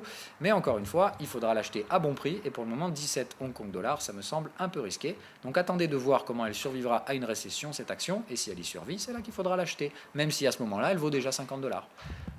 Qui peut me dire pourquoi on ne l'achète pas aujourd'hui à 17 dollars, même si demain, post-récession, elle vaut 55 dollars? Merci, vous avez tout compris, c'est pas compliqué. En fait, la gestion du risque, vous pouvez me donner ça à chaque fois que je vais vous poser une question. Je déconne, sinon vous allez me faire le coup à chaque fois. Mais c'est une histoire de gestion du risque. Tout simplement parce que si vous l'achetez aujourd'hui, vous ne savez pas ce que ça va valoir pendant un crack. Et s'il y a une récession, vous ne savez pas comment elle va se comporter dans la récession. Face à l'incertitude, on n'achète pas, on ne prend pas le risque s'il n'y a pas un rendement associé. Là, il y a un rendement, donc je pense que si vous voulez, théoriquement, vous pouvez acheter du Xiaomi parce que je pense que la probabilité de rendement derrière, elle est énorme. Mais qu'est-ce que vous allez risquer? Comme le niveau de risque est énorme, quel est le levier que vous allez mettre dans cette position? Rien du tout. Si vous voulez prendre du Xiaomi spéculatif, aujourd'hui, moi je vous dis, il n'y a pas de problème. Mais par contre, c'est un levier de ouf, de rien du tout. Voilà, vous vous en mettez un tout petit peu en bout de portefeuille pour vous dire, peut-être un jour, ça vaudra 800 dollars. Et aujourd'hui, je veux bien le payer à 17 dollars. Mais vous prenez le risque que ça vaille zéro demain, si pendant la récession ça meurt, et point barre. Voilà. Bon, après, moi, je pense qu'il y a un bon business model, qu'il y a une énorme part de marché à bousiller chez Apple, et que c'est une part de marché de qualité qui génère des profits. On le sait, hein. Regardez combien ils arrivent à marger sur leur putain de téléphone Apple. Donc dites-vous qu'il y a une marge de profitabilité de ouf chez Xiaomi, qui produit les mêmes téléphones 2 fois moins cher. Donc ils vont casser un peu les prix, certes, mais ils pourront quand même marger, je pense, sans problème. Donc il y a un business model, il y a des marges, il y a de la rentabilité. Je pense, selon moi, que Xiaomi, ça peut procurer des gains. Maintenant, encore une fois, ça peut très bien crever pendant la phase récessive, et derrière, vous aurez acheté une coquille vide. Voilà pourquoi j'attends. Moi, je préfère payer 50 dollars, un truc qui a survécu une récession, que de l'acheter aujourd'hui 17 dollars en sachant pas si ça va passer la récession. Parce qu'il y a un timing pour investir dans les actions, et ce timing n'est clairement pas maintenant, sauf pour des actions qui ont été survendues. Xiaomi, ça vient de faire son introduction en bourse, ça se trouve, ce sera à 5 dollars demain. Enfin, pas demain, mais ça se trouve, dans 2 mois, ça vaudra 5 dollars, et vous serez bien content d'avoir attendu 5 dollars plutôt que 17. C'est 3 fois moins cher. C'est aussi simple que ça. Je vous ai dit, il y a une seule action, moi, que j'achète maintenant, c'est General Electric. C'est la seule qui a été tellement survendue qu'elle est sur ces niveaux de rentabilité. C'est-à-dire qu'en fait, c'est limite si c'est le coût des infrastructures de General Electric qu'on paye aujourd'hui. Alors que c'est une entreprise qui fait des profits. Donc, c'est quoi le problème avec General Electric? C'est juste que les mecs n'achètent pas aujourd'hui parce qu'ils font tout pour surpondérer ce qu'ils gagnent. Donc, c'est une logique stupide aujourd'hui qui fait que ces valeurs-là sont délaissées alors qu'elles ont une vraie valeur intrinsèque, mais tout simplement, c'est pas intéressant parce que c'est pas assez performant. Ça sous-performe l'indice, donc c'est pas intéressant. Mais encore une fois, quand General Electric va surperformer l'indice quand il sera baissier, vous verrez que ça intéressera tous les algos. Ils vont dire « Oh putain, General Electric, super, c'est parfait pour aller mettre du pognon. » Mais encore une fois, moi, mon job, c'est de penser ça avant tout le monde pour acheter à bon prix. Voilà pourquoi j'achète du General Electric. Maintenant, je peux me planter, ça peut très bien subir la récession comme les autres et se faire diviser par 2, et dans ce cas-là, j'aurais fait une mauvaise affaire. Est-ce que j'ai mis 50 millions d'euros sur General Electric? Que dalle. Non, j'ai pris un petit trade spéculatif, pré-récession, et c'est la seule action que je suis prêt à acheter maintenant. Le reste, c'est que du short. Allez, on a terminé parce que là, on a quand même vraiment dérivé. Donc, on verra le délire. Mais tu sais, tu peux shorter 50 millions d'actions demain si tu veux, avec un levier de dingo. Hein. Personne ne t'empêchera en fait de prendre des risques complètement débiles. Mais tu peux t'exposer à hauteur de 50 millions. Moi, avec mon capital, je peux faire 50 millions. Il n'y a pas de souci. Par contre, évidemment, derrière, l'action, elle prend 1%, je suis out. Voilà, c'est un peu ça le délire, en fait. mais c'est comme ça que ça fonctionne. Voilà. Tu peux avoir un levier quasi infini, mais derrière, c'est au prix de ton compte. Voilà. Bref, parenthèse refermée, est-ce qu'il reste une question ou deux? Posez-moi toutes vos questions, s'il y en a qui sont intéressantes, je les prends. Encore une fois, soyez pas vexés si je ne prends pas votre question. Non, et les gars, on ne parle pas d'Ethereum ce soir, on parle du sujet, s'il vous plaît, donc du trading algorithmique. Est-ce que tout a été clair? Est-ce que vous avez des questions additionnelles? Est-ce que vous avez compris ce que j'essaie de vous transmettre ce soir? Alors, tu peux me parler des robots de type deep learning avec une gestion d'un grand jeu de données, réseau social, indicateur technique, trends Google, activité. Ok, alors ça c'était la mode il y a 1 an. Je pense qu'aujourd'hui c'est déjà plus de mode, c'est-à-dire qu'aujourd'hui les robots qui font du réseau social et du big data, du traitement de big data, c'est des robots qui déjà aujourd'hui ne gagnent pas d'argent. Je pense qu'aujourd'hui, tout simplement, ces robots, ils gagnent un peu d'argent, ils en perdent, ils gagnent un peu, ils en perdent, ils gagnent un peu, ils en perdent. Ils sont de plus en plus volatiles, et c'est-à-dire que ce genre de robot-là n'intéresse quasiment plus personne aujourd'hui. Ça a probablement procuré des gains à l'époque, mais encore une fois, la robotisation, c'est quelque chose qui est en constante évolution, et ça évolue très très vite, parce qu'on a de plus en plus de cerveaux qui sont très innovants dans ces domaines-là et qui arrivent à inventer des trucs que je vous dis, probablement ni vous et moi ne sont capables d'imaginer ce qu'il y a dans les robots aujourd'hui. En termes de complexité. Moi, je peux imaginer la big picture, l'orientation des recherches algorithmiques aujourd'hui, mais je peux très clairement pas imaginer ce qu'il y a réellement dans les codes des algos à plusieurs centaines de milliers d'euros aujourd'hui. Clairement pas. Salut Chris, tu poses une bonne question, mais alors elle n'a rien à voir avec le délire algorithmique. Donc j'ai une question concernant l'or dont tu prévois le démarrage en cas de cassure du S&P. Pourtant l'analyse des courbes, la corrélation est très faible entre le S&P 500 et l'or. La seule chose qui fasse réellement réagir l'or étant le dollar. L'or a même chuté au cours des dernières baisses récentes du S&P 500. Est-ce que je ne vois pas quelque chose ou j'ai mal interprété mon propos? Bon, en fait, non, je suis désolé. Ta question, elle est intéressante, mais on va y répondre hors enregistrement, parce que ce n'est pas du tout dans le thème trading algorithmique. Je regarde rapido s'il y a une autre question. Alors, mais si 80% du volume est fait par les robots hyper balèzes, comment est-ce qu'on arrive encore à gagner en tant qu'humain? Excellente question, Frappi. Je suis très heureux que tu la poses. C'est vrai que je m'en veux de ne pas y avoir répondu avant. C'est même une question très importante. Pourquoi je vous dis qu'aujourd'hui, il faut faire très attention à justement les tradings de court terme, tout simplement parce que plus vous tradez court terme, plus vous êtes une proie facile. Parce que ça veut dire que vos stops et vos limites sont proches et donc accessibles par cette smart money qui a des capitaux quasiment illimités. Puisqu'il s'agit des market makers et tout simplement, eux, même si ça doit coûter 10 ou 12 millions, ils s'en foutent. C'est un risque ratio-rendement. C'est-à-dire si ça coûte 10 millions, il faut que ça rapporte à peu près 10 millions. Voilà, entre guillemets. Et s'il y a tant à chasser en allant là, ben voilà, on veut bien. Enfin, je sais pas, mais c'est de la gestion du risque. Encore une fois, s'ils ont suffisamment d'informations pour se dire ici, c'est à faible risque d'aller là et ça va coûter tant, et si ça se passe comme ça, c'est pas bon. Voilà. Le truc, c'est que eux, la différence entre un humain et un algorithme, c'est qu'un algorithme, à chaque seconde, il a exécuté beaucoup plus de calculs que vous ne pouvez en faire en une seule journée. Donc, quoi qu'il arrive, il est extrêmement plus rapide que vous et son adaptabilité au risque. Vous voyez, souvent, moi, vous me voyez dire je gère mon risque dans la zone spéculative et je vais adapter et moduler mon risque. En fait, moi, ce que je fais, le robot, il le fait en une microseconde. Moi, ça peut me prendre plusieurs minutes pour gérer le risque, calculer mon niveau par rapport à mon exposition et me dire ah, je suis peut-être trop exposé, je vais sortir 50%. Le robot, lui, la décision, il l'a prise en une microseconde. Et là, il se dit, oh putain, trop de risques, j'allège immédiatement les positions. Il a une gestion du risque tellement plus fine qu'un trader humain qu'effectivement, ces robots commencent à arriver à un stade où ils deviennent pratiquement plus performants que l'être humain. Mais il y a un domaine de recherche qui restera, quoi qu'il arrive, le plus intéressant. Je n'en ai pas la certitude, mais j'en suis persuadé. Je le sais que c'était le cas à l'époque. Je ne sais pas si c'est le cas aujourd'hui, parce que comme je l'ai dit, dans le coding d'indicateurs très complexes et donc de stratégies de trading automatisées pour les grandes banques, à la mode l'année dernière, c'était justement l'IA, c'est-à-dire que le domaine de compétences qui était le plus recherché dans l'automatisme du marché, c'était en fait d'avoir une intelligence artificielle proche d'une intelligence humaine. C'est-à-dire que leur domaine de recherche, c'était d'essayer de créer une intelligence qui réponde comme un humain. Tout simplement pour pouvoir anticiper l'humain. Parce que si tu comprends comment un humain fonctionne, tu peux réagir avant lui. C'est le but du marché. Le but du marché, c'est de faire ce que vont faire les autres avant qu'ils le fassent. C'est ce que je fais moi. Mais moi, je le fais avec mon cerveau d'être humain. Les robots, techniquement, sont plus performants que moi, mais j'aurai, quoi qu'il arrive, un avantage sur eux. Moi, je suis humain. Donc, anticiper des humains, c'est une profondeur d'esprit que n'aura jamais un algorithme. Tout simplement parce que moi, j'ai un esprit, l'algorithme n'a pas d'esprit. L'algorithme, il a une vision algorithmique de la réalité, même avec les réseaux de neurones.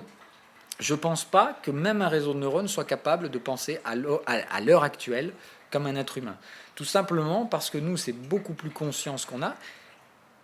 Non, c'est pas plus fort que la machine. Ça n'a rien à voir. Ça ne veut pas dire que je suis plus fort que les machines. Ça veut dire que les machines cherchent indiscutablement à devenir comme moi. Ce qui fait qu'elles sont beaucoup plus fortes que moi, mais j'ai un seul avantage sur elles, c'est que j'ai ce qu'elles recherchent. Et que pour l'instant, elles ne comprennent pas. Elles pensent comprendre, mais elles ne comprennent pas comment fonctionnent les êtres humains. Elles nous comprennent à travers nos réactions de marché, c'est-à-dire que ce qu'elles comprennent, c'est nos réactions de marché, mais elles ne comprennent pas les êtres humains. Ce que je vous disais, par exemple, tout à l'heure, le truc con... Alors, pardon, vous ne le savez pas, mais voilà, je vous en parlerai demain donc, sur le délire Elon Musk.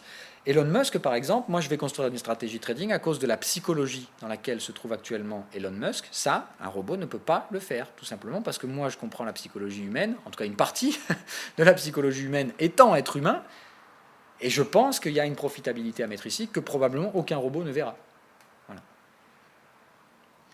Mais bravo, voilà, Ludo, t'as tout compris. Putain, voilà, merci. C'est ce pourquoi je me bats, moi, depuis des années. La seule chose qui aujourd'hui peut vous placer avec un très léger avantage statistique en étant conscient que plus les robots exécutent d'ordre, plus ils bouffent nos parts de marché en tant qu'être humain et rendent notre travail plus difficile. Pourquoi moi depuis des années, depuis quelques années, je cherche à augmenter le time frame de mes trades et que je me barre du court terme parce que je sens naturellement le trou noir se grandir autour de moi.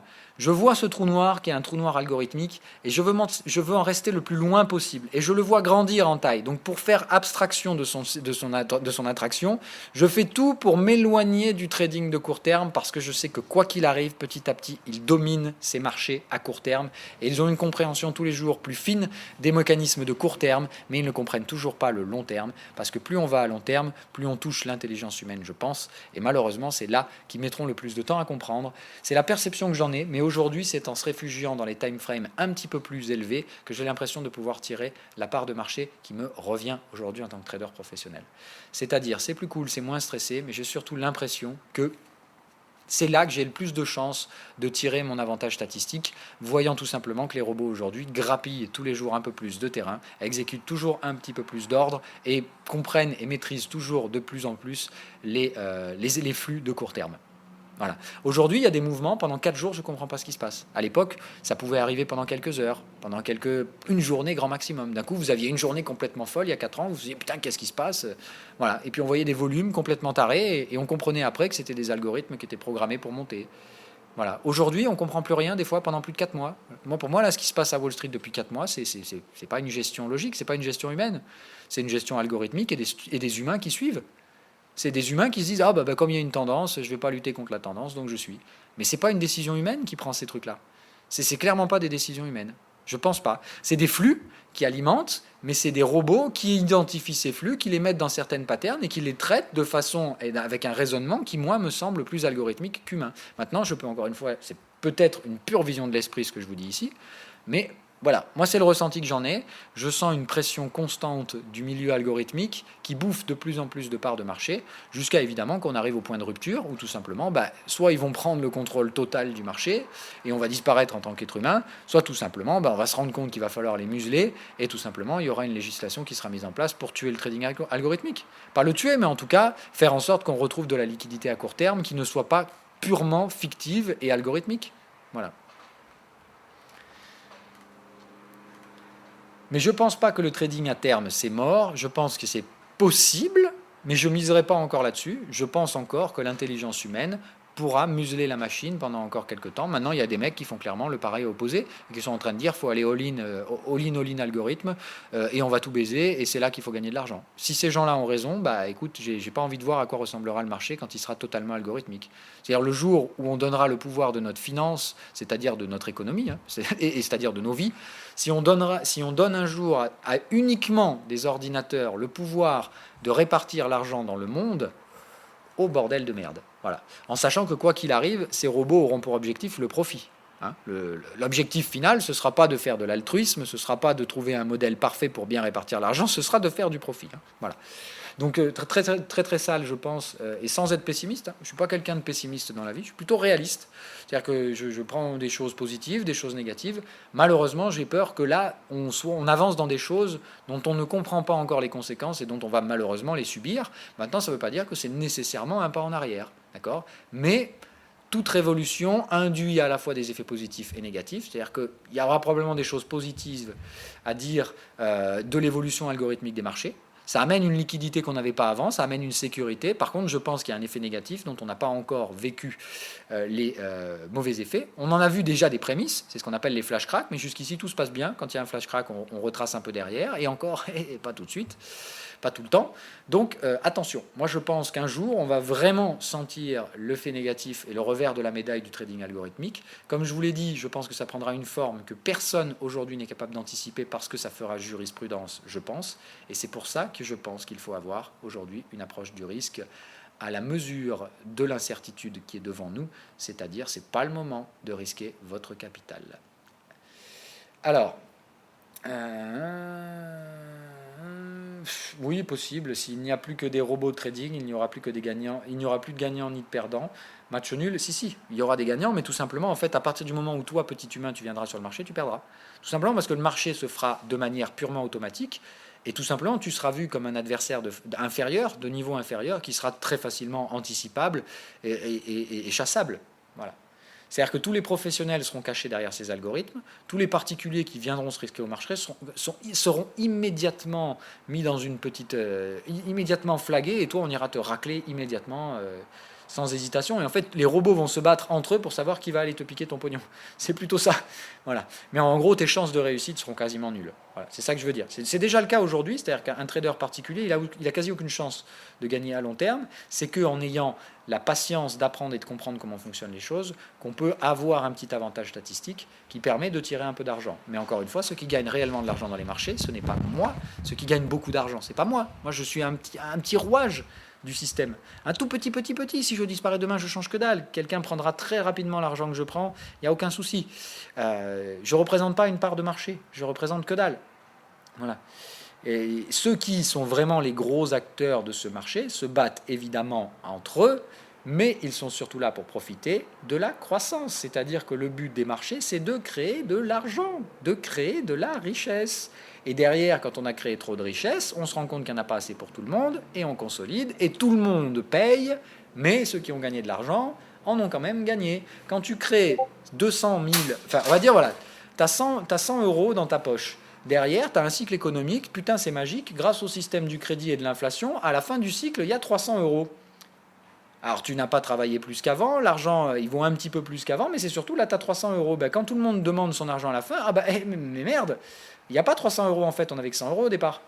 Donc, comment on fait? Ah bah, en fait, on va se redistribuer les 100 euros, mais de façon équitable. C'est-à-dire qu'on va dire, bah, moi, je suis désolé, mais dans la répartition actuelle de l'économie, moi, j'ai gagné 300, toi, en travaillant, tu as gagné 140. Donc en fait, tu as gagné 150, à nous deux, nous avons 450, donc nous allons prendre 225 chacun. Et c'est pas beau? Parce que ça se passe pas comme ça. Encore une fois, c'est pas comme ça qu'on raisonne. Ça, c'est comme ça qu'on devrait raisonner. On devrait dire, écoute mec, aujourd'hui, on va tous devenir riches. Toi, tu as gagné beaucoup d'argent, mais on va tous finir au même niveau en mode récessif. Tout le monde gagne, tout le monde perd. Maintenant, on redistribue tout ce qu'il y a. Mais non, ça fonctionne pas comme ça.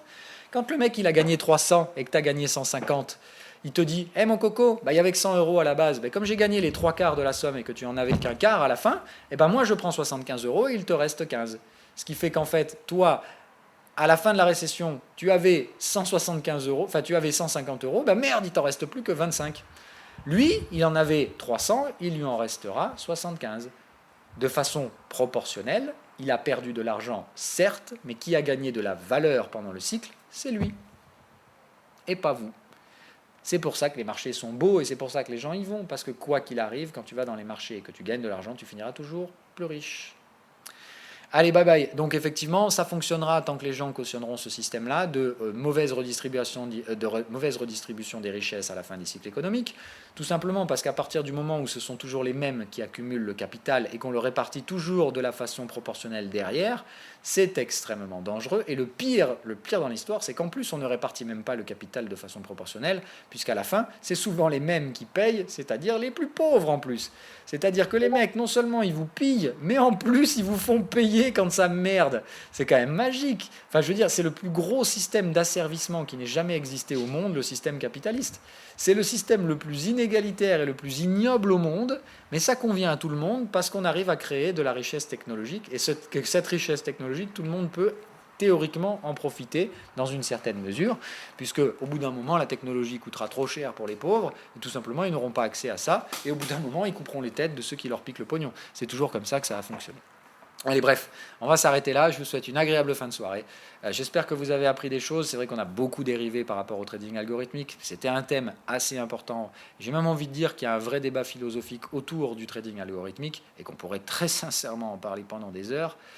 Mais voilà, le cœur de l'information que vous devez retenir aujourd'hui, c'est que si vous pensez à l'heure d'aujourd'hui que votre solution, la solution à vos problèmes de manque de confiance, de volatilité dans la performance, se trouve dans l'achat d'un algorithme ou l'achat d'un indicateur, vous avez tout faux. D'accord ? Ça, la seule chose qui va faire et qui va réellement régler vos problèmes, c'est la patience, l'expérience, l'apprentissage d'une stratégie et éventuellement l'utilisation des indicateurs peut vous aider dans ce processus. Ça ne sera jamais une fin en soi, quoi qu'il arrive. Ok ? La création d'un algo, c'est vrai, on aurait pu en parler ce soir. Alors à la limite, quelle heure il est ? Je vais juste regarder. Ok. Bon, c'est mort pour les Américains, je ne leur ferai pas ce soir. Donc par contre, il n'y aura pas d'émission la semaine prochaine. La semaine prochaine, je ferai que pour les ricains et je leur ferai le trading algorithmique. Et ce soir, on va passer un petit peu plus de temps.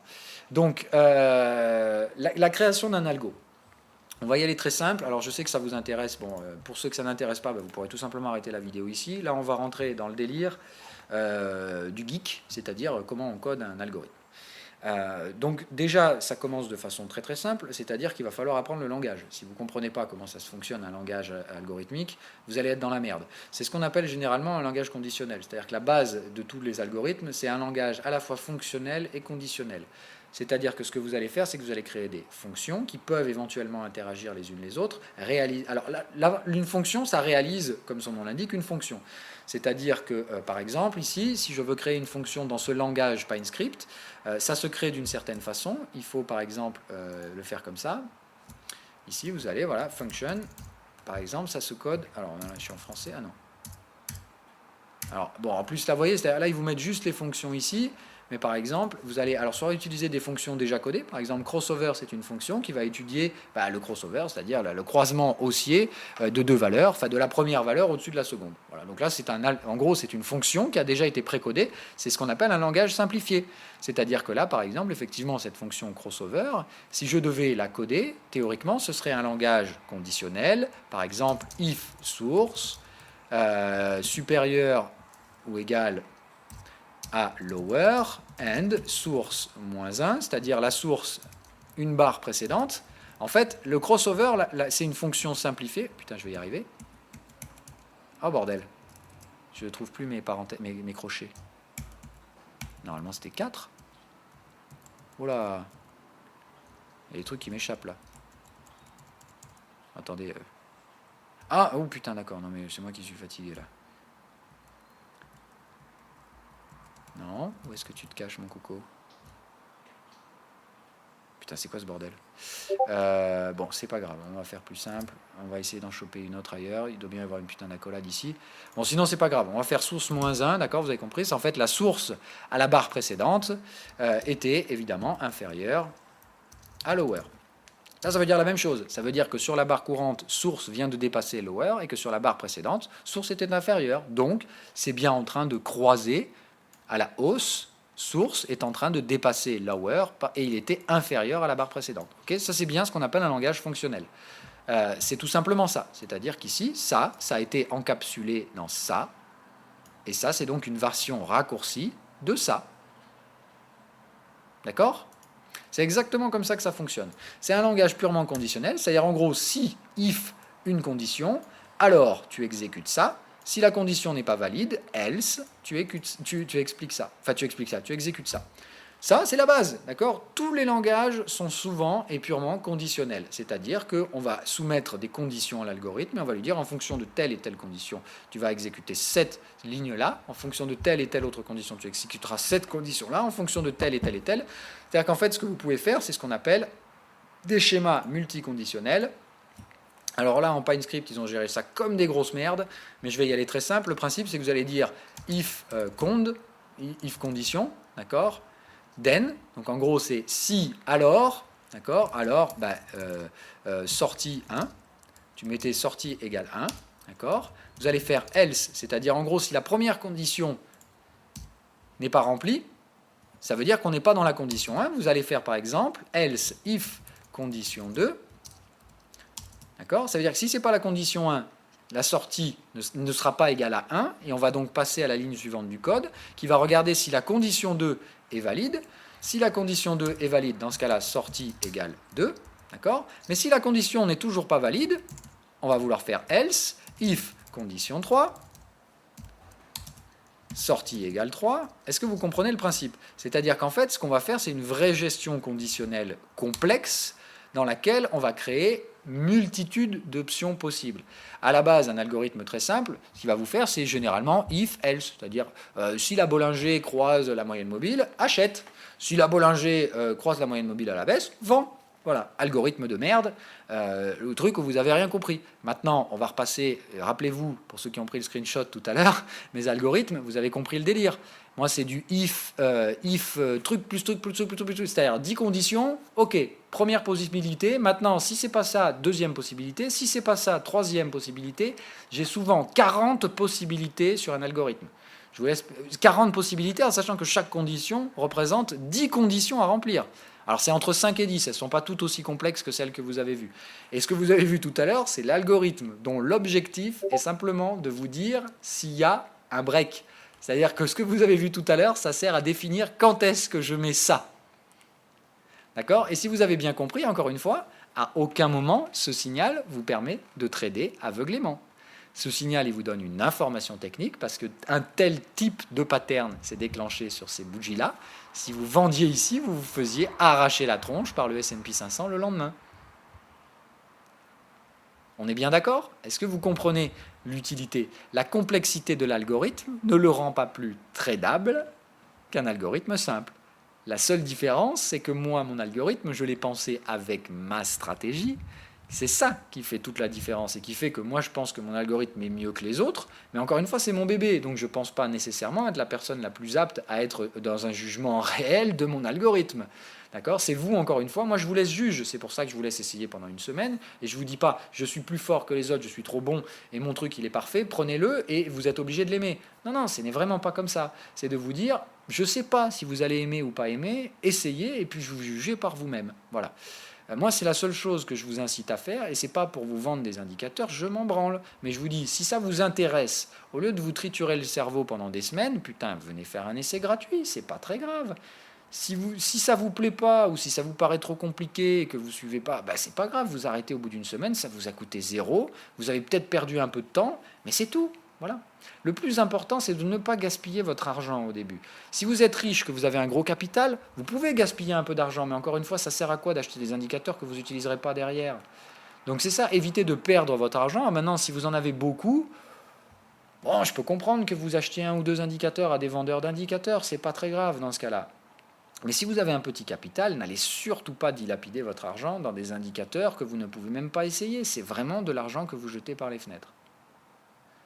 Alors, et où as-tu appris à coder les indicateurs sur FXCM? Car Prolog, ProCalendar et les autres sont au top. Ah oui, oui, bah alors tiens, regarde par exemple, on va le faire. Tu vois là, par exemple, ça je peux te le donner puisque c'est des indices gratuits. Je ne vais pas te les donner, hein, mais enfin, je ne vais pas te donner l'intégralité du code, mais je vais te montrer comment ça se passe, par exemple, en Lua. Tu vas voir que là, c'est autre chose. Par exemple, ProBB, qui est le plus simple. Voilà, celui-là, par exemple, il est bidon. Celui-là, je vous donne le code, il n'y a pas de souci. Voilà déjà l'architecture du truc. C'est-à-dire que là, tu vois, les fonctions qui sont utilisées, il y en a déjà un bon petit paquet. Ça représente, rien que ProBB, près de 1000 lignes de code. C'est une daube, cet indicateur. Il est extrêmement facile à gérer, il ne m'a pas fallu très longtemps pour le faire, celui-là. Mais tu as des algorithmes et des fonctions qui vont servir. Par exemple, là, tu as getTF, c'est celui qui va aller te chercher le timeframe supérieur, mais il faut le coder. C'est-à-dire que si tu es en M2, le timeframe supérieur c'est M5, si tu es en M5, le timeframe c'est M15, si tu es en M15 c'est H1, si tu es en M30 c'est H2, si tu es en H1 c'est H4, tu as compris. Okay, ça c'est higher 2, c'est-à-dire un time frame qui va rechercher deux crans au-dessus, M1, M5, M2, M15, M5, M1, M15, H2, M30, machin. Moi c'est ça que j'utilise en termes de higher time frame. Okay, c'est tout simple, mais ça encore une fois il faut le coder. Alors que dans un langage simplifié, tu vas avoir effectivement un langage simplifié. Là tu n'as aucune simplification, mais tu vois quelles sont les choses que tu utilises toujours dans un code, c'est ça. Else, if, else, if, et for. C'est ce qu'on appelle les boucles itératives. Une boucle itérative, c'est tout simplement que tu vas répéter une action, et tu vas dire par exemple, for i égale from 1 to... bon voilà. Ok. Donc le principe, c'est en gros, tu vas donner des bornes, tu vas donner une valeur à i, qui va démarrer à from plus 1 jusqu'à tout. Par exemple, si je vais te simplifier le code, si je te mets par exemple ça. Une boucle itérative, il faut la comprendre comme ça. For i égale 1 to 10, d'accord, ça se code comme ça. C'est-à-dire que tu vas faire varier i de 1 à 10 au sein d'une boucle. Et tout simplement, tu vas lui donner une condition, c'est-à-dire que tu vas mettre par exemple a égale a plus i. D'accord? Tu termines la boucle. Voilà. Quand tu as fait cette boucle, tu l'exécutes, tu vas d'abord devoir déclarer a, tu vas dire a égale 0. Tu commences avec 0. La boucle, elle va faire quoi? En fait, elle va exécuter la première ligne avec une valeur i au minimum, c'est-à-dire 1. Donc ça va faire 0, enfin a égale 0, donc 0 égale 0 plus 1. Donc ça va faire 1, ça passe à la ligne suivante. Après 1, ça passe à 2. En fait, le for, tu vas pouvoir dire ça. C'est-à-dire que tu vas dire de i de 1 à 10 avec un pas de... Par défaut, c'est 1. C'est-à-dire que si tu ne le renseignes pas, le pas de défaut, c'est 1. Ça va faire 1, 2, 3, 4, 5, 7, 8, 9, 10. Mais tu peux lui dire un pas de 0,1. Et dans ce cas-là, ça va faire 1, 1,1, 1,2, 1,3, 1,4, 1,5, 1,6, 1,7, 1,8, 1,9, jusqu'à arriver à 10. Et à 10, on s'arrête parce qu'on atteint la valeur maximale. Tu piges le délire? Donc là, on ne remplit pas, on monte de 1 en 1. Donc ça fait a, cette fois, à la fin de la ligne précédente, a égale 1. Donc ça fait 1 égale 1 plus 2, 3. A égale 3. D'accord? Donc A égale 3 plus 3. On passe à 6.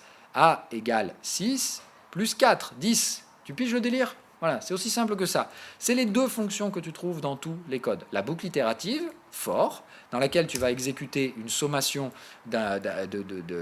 d'actions en boucle avec une variable qui évolue au sein de cette boucle. Et ensuite, c'est que des conditions. Voilà. Et tu vas ajouter des conditions, else if, truc, plus, enfin ça, et ça, et ça, et ça, ou ça. Voilà. C'est-à-dire que tu as des boucles conditionnelles avec un ou. C'est ça et ça et ça, par exemple, ou tu peux faire ça et ça ou ça. Tu peux faire ça et ça et ça et ça ou ça. Tu peux faire ça et ça ou ça et ça. Donc en fait, les possibilités sont infinies, c'est juste de la conditionnalité, mais c'est comme ça que ça fonctionne. Voilà. Un algorithme, ça fonctionne comme ça. C'est comme ça que raisonne un ordinateur. Tu lui donnes des possibilités, il va choisir les possibilités qui remplissent ces conditions. Même les codes les plus complexes, même les réseaux de neurones, fonctionnent comme ça, de façon binaire, c'est-à-dire c'est ça ou ça. Et après, ça peut être plus complet, ça veut devenir ça ou ça ou ça ou ça ou ça ou ça ou ça ou ça, ou ça avec toujours plus de conditions et des conditions évolutives. Et voilà, ça peut aller très loin dans la conditionnalité, mais le principe de fonctionnement d'un algorithme, c'est toujours ça. C'est-à-dire qu'un algorithme, il fait des choix. Il doit réaliser des choix qui de toute façon ont été préprogrammés. Alors après, il y a le délire réseau de neurones et tout ça, où c'est un petit peu variant, c'est un peu plus complexe.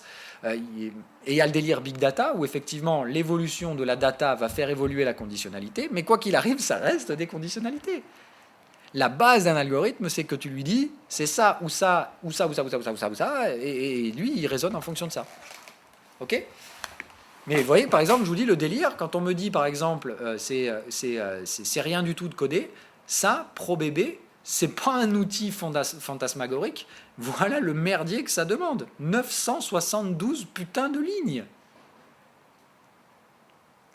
Et il faut les taper, ces lignes. Hein. Voilà. Alors la plupart, c'est des trucs que vous répétez, c'est du copier-coller et compagnie. Maintenant, je vous laisse apprécier la beauté de Manager. Regardez le nombre de fonctions qu'il y a dans Manager. Vous voyez le délire ? Vous vous rendez compte ? Manager, c'est 2134 lignes. Et là encore, je vous dis, j'y suis allé large sur les lignes. Il y en a certaines qui feront des centaines et des centaines de caractères en largeur. Et là, je vous laisse le plaisir de vous amuser. Voilà. Et là, il y a des fonctions pour tout. Une fonction qui permet de splitter l'ordre, une fonction qui permet de le mettre à BE, une fonction qui permet de générer l'entrée, une fonction qui permet de gérer un ordre conditionnel, de créer un ordre. Voilà. Des fonctions pour tout, mais il faut créer chaque fonction, et ensuite il faut créer une boucle qui va gérer l'activation de chacune de ces fonctions, et tout ça, tout ça, tout ça, tout ça. C'est très complexe. C'est-à-dire qu'il faut d'abord comprendre comment réagit le code, parce que là, ce que je vous ai montré tout à l'heure, c'est encore déjà simple, c'est la conditionnalité, mais après, il faut apprendre ce qu'on appelle le SDK, c'est-à-dire quelles sont les fonctions accessibles dans le code de base, quelles sont les questions-réponses qui sont faites entre le logiciel et l'algorithme, parce que l'algorithme peut demander des informations au logiciel. Peut demander accès à des variables. Par exemple, ici, je vais vous donner un truc tout con. Qu'est-ce qu'on a par exemple ? Voilà, if A5 ici, ça vous ne comprendrez pas grand-chose, mais entre guillemets, ici, je vais demander l'accès à un cookie par rapport à des actions asynchrones, c'est-à-dire généralement des informations qui me proviennent du logiciel de manière asynchrone. C'est-à-dire, l'algorithme, lui, ce qu'il fait, c'est qu'à chaque fois qu'il y a un nouveau tick, il recalcule, parce qu'il va mettre à jour la valeur en cours. Mais il y a ce qu'on appelle des opérations asynchrones, c'est-à-dire des choses qui peuvent arriver en dehors de la mise à jour du prix, par exemple, l'ouverture d'un nouveau trade. Ou des trucs comme ça. Ça va être géré par toutes les opérations asynchrones. Et il va falloir gérer et comprendre comment ça fonctionne. Et encore une fois, tout ça, ça s'apprend. Mais ça, ce sont des choses qui ne sont pas simplifiées. Dans TradingView, le langage est évidemment bien plus simplifié. Le même code ici qui prendra 2000 lignes pourra se réaliser en près de 400 lignes ici, maximum. Alors, ça t'a pris combien de temps à coder ? 5 ans. En fait, le boulot que vous avez aujourd'hui, c'est le produit à l'état actuel après 5 ans. Voilà, 5 ans de boulot. J'ai appris à coder pendant 2 ans. Ça m'a pris 2 ans avant de bien comprendre le processus et d'arriver à une complexité de code qui mettait une valeur ajoutée. Au début, tu comprends comment ça fonctionne. C'est-à-dire que c'est tout con. En fait, quand tu apprends un code, ce que tu fais, c'est que tu ouvres les codes existants. La différence, c'est que le code existant d'un truc tout simple comme une bande de Bollinger en version Lua, donc en version FXCM Trading Station, c'est déjà beaucoup plus complexe que ce que tu auras ici. Voilà. Ici, le délire, c'est très simple. Voilà, si tu regardes le code d'une bande de Bollinger, en fait, la plupart du temps, c'est tout bateau. Voilà. C'est un truc tout con. Voilà. Une bande de Bollinger, ça se code très vite. Parce qu'une bande de Bollinger, c'est quoi ? C'est une moyenne avec une déviation standard. Mais là, ici, tu as des pré-encapsulations de fonctions que tu n'as donc pas à déclarer dans ton algorithme parce qu'elles sont déjà pré-codées dans le langage simplifié. Par exemple, ici, une standard déviation, tu n'as pas besoin de faire le calcul de déviation standard. Ils ont déjà fait une fonction qui s'en charge pour toi. D'accord? Une moyenne, théoriquement, une moyenne avec une longueur L, tu vas être obligé d'additionner toutes les valeurs de la longueur L et de les diviser par la longueur L. Bah là, tu n'as pas besoin de coder ça, tu mets SMA entre parenthèses, la fonction est déjà précodée. Ça simplifie énormément le travail. Voilà. Ok? D'autres questions?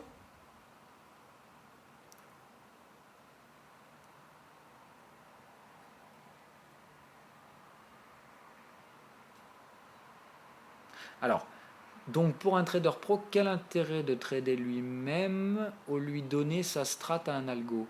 Alors, je ne comprends pas ta question, Crypto, il faut que tu me la reformules. Alors, pardon, je vois ta question un peu plus haut, je ne l'avais pas vue. Est-ce que je développe un algorithme?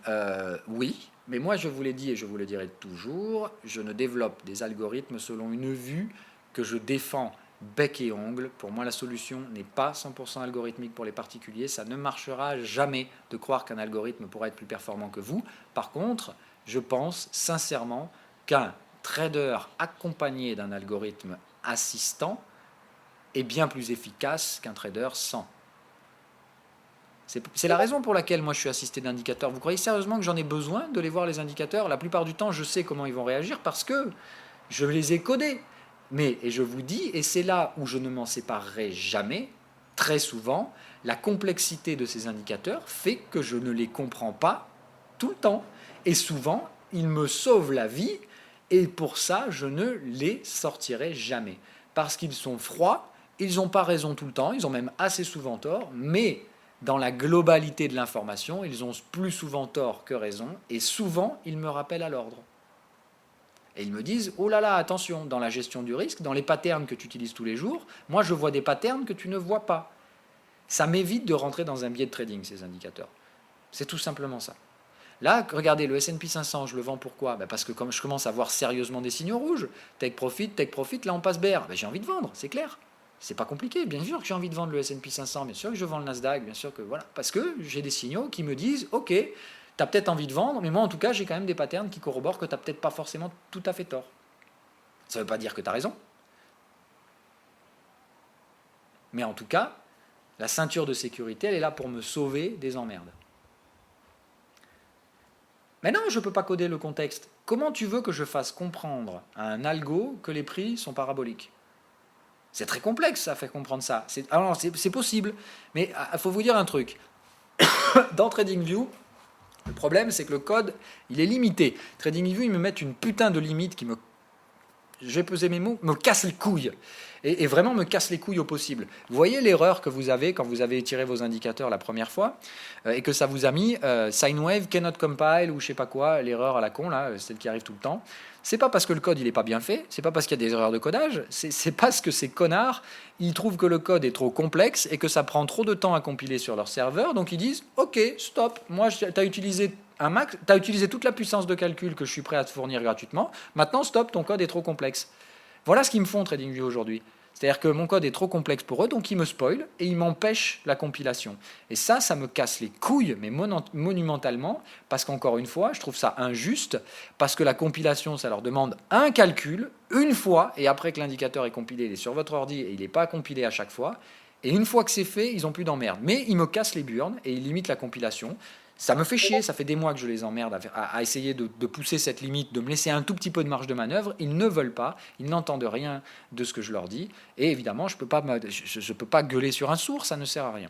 Voilà.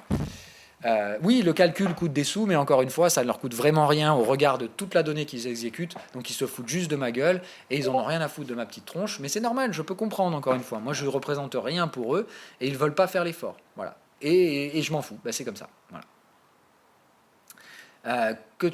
Non, le truc, encore une fois, il faut que vous compreniez. Voilà. Seb, ta question, elle est très intéressante. Quand tu fais un algo, tu ne sais l'utiliser que sur TradingView? Bien sûr que non. Qu'est-ce que tu crois? Quand je vous ai dit que j'allais vous faire des versions PRT, qu'il y a déjà des versions TradingStation, mais qu'elles ne sont pas à jour et que je vais les mettre à jour, c'est parce que je peux les coder partout. C'est la même logique fonctionnelle. Tous les robots fonctionnent de la même façon, avec des if, des then, des machins, des bidules, des if, des else, des for, des machins. C'est la même chose partout.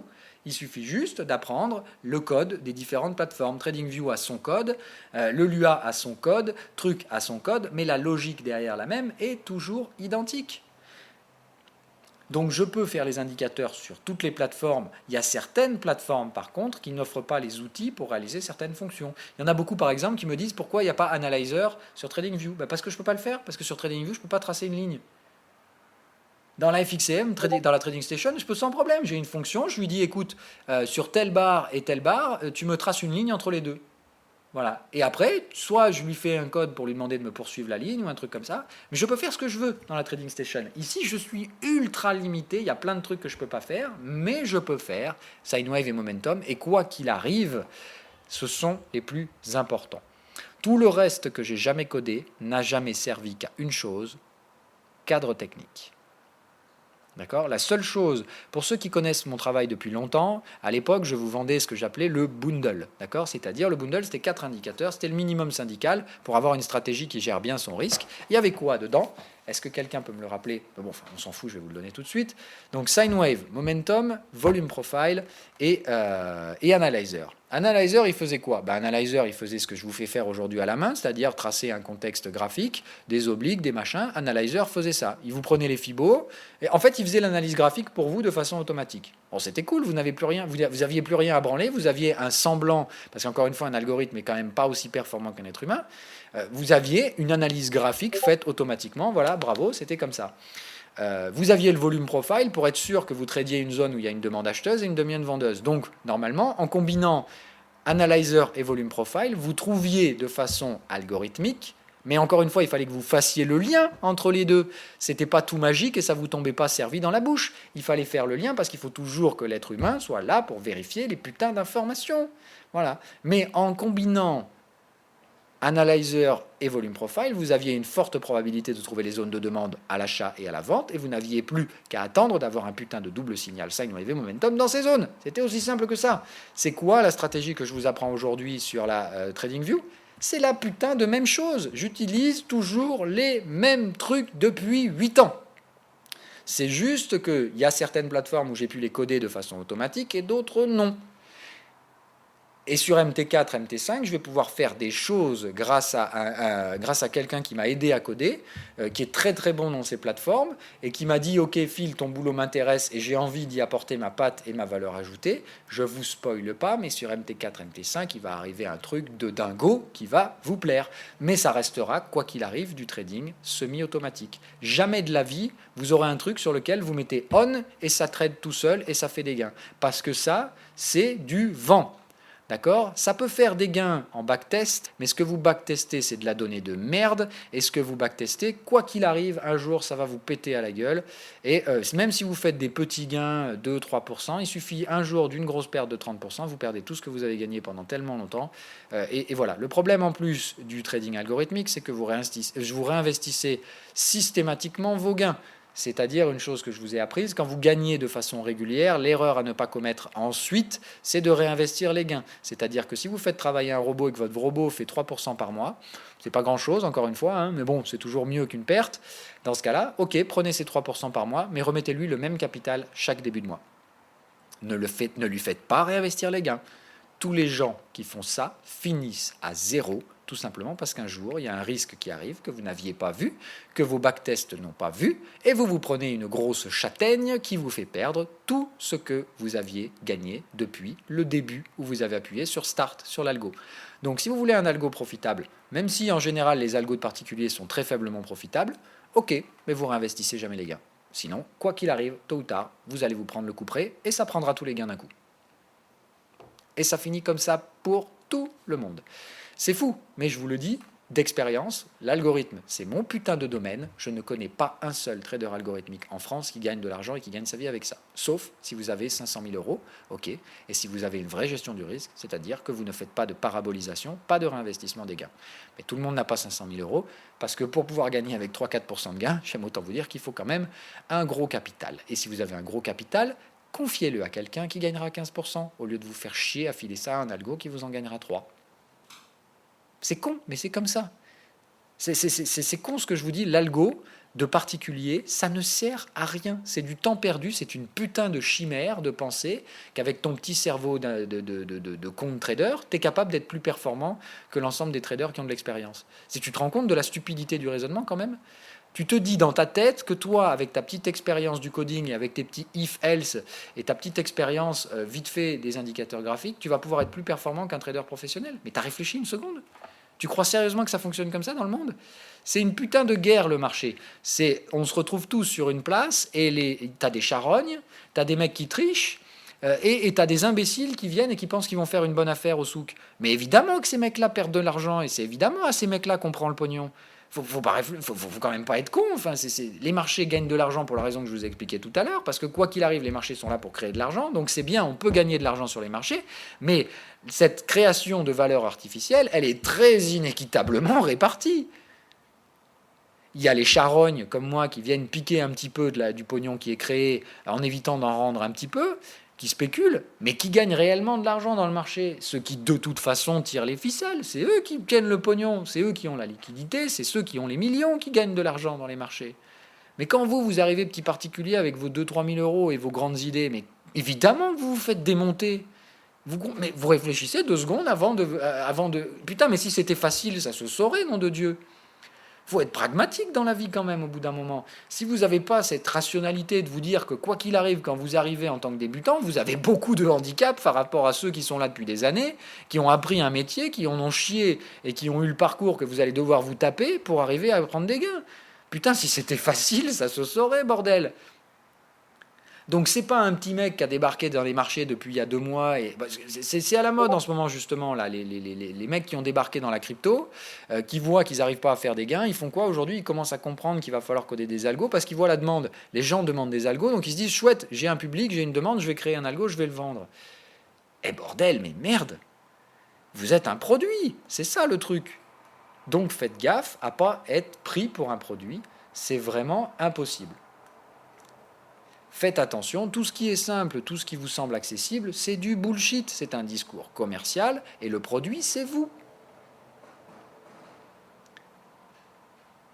Bon, enfin ça c'est ce que je vous ai dit tout à l'heure, mais c'est vrai, bon, vous l'avez compris, il n'y a pas de souci, je vois, vous me dites calme-toi, fille, il n'y a pas de souci les gars, oui c'est un cri du cœur, tout simplement parce que je trouve ça tellement affreux et injuste, le positionnement que font certaines personnes, je vous le dis, vous voient comme un produit, tout simplement vous êtes des gens, vous avez un capital, et on va vous le prendre d'une certaine façon, c'est-à-dire qu'à partir du moment où vous achetez l'indicateur, ben c'est bien, vous avez acheté, votre argent il est à moi, et j'en fais ce que je veux, il n'est plus à vous. C'est comme ça que les gens raisonnent. La plupart des gens, vous êtes un produit à qui on essaie de vendre ce que vous pouvez bien acheter. Et comme on vous connaît, en fait, les professionnels du trading, on sait comment vous raisonnez parce qu'on est, pour la plupart du temps, passé par là. Donc il y a des gens peu scrupuleux qui se disent ok, effectivement, c'est vrai qu'à l'époque j'étais en manque de confiance et un indicateur c'est bien, ça permet de combler cette confiance. Donc qu'est-ce qu'on fait? Allez, je vous fais un bon petit discours commercial, je vous vends un indicateur miracle. Putain, mais je déteste parce que j'ai pas envie de vous donner de nom. Je donnerai jamais de nom parce que j'aime pas les gens qui font ça.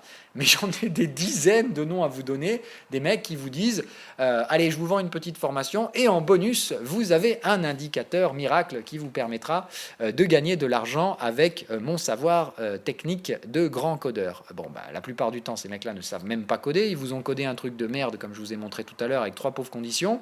Ça vous fera jamais gagner. Par contre, évidemment, ce qui peut vous faire gagner, c'est que cet algorithme peut éventuellement être inclus dans une stratégie avec une gestion du risque. Mais encore une fois, est-ce que l'indicateur vous fait gagner? Non. C'est la stratégie qui est adossée, qui peut éventuellement faire de vous vous placer dans une très très très très fine petite niche où vous avez un avantage statistique à trader le marché. Mais je vous garantis, cette niche, elle est très très très très très petite et vous avez surtout beaucoup beaucoup beaucoup de chances de vous retrouver au milieu du chenil à vous faire défoncer par les chiens qui n'ont aucune pitié à vous voir comme de la charogne. Alors, voilà, Yaldo il a tout compris. J'ai acheté un ballon pendant la Coupe du Monde, à la rentrée je deviens footballeur pro. Voilà, t'as tout compris. C'est pourquoi, si vous pensez bêtement dans votre tête que, comme j'ai l'air de bien connaître mon métier, que je connais bien le truc, si vous vous dites, wow, le mec est balèze, je vais prendre son indicateur parce que comme ça je vais devenir un pro. Oh putain, merde, vous êtes mal barré quoi. Si vous avez vraiment pensé ça, putain, vous me décevez quoi. Je fais tout pour vous apprendre l'inverse. Ceux qui réussissent dans le marché, ils ont tous le même profil. Ils sont intelligents et patients.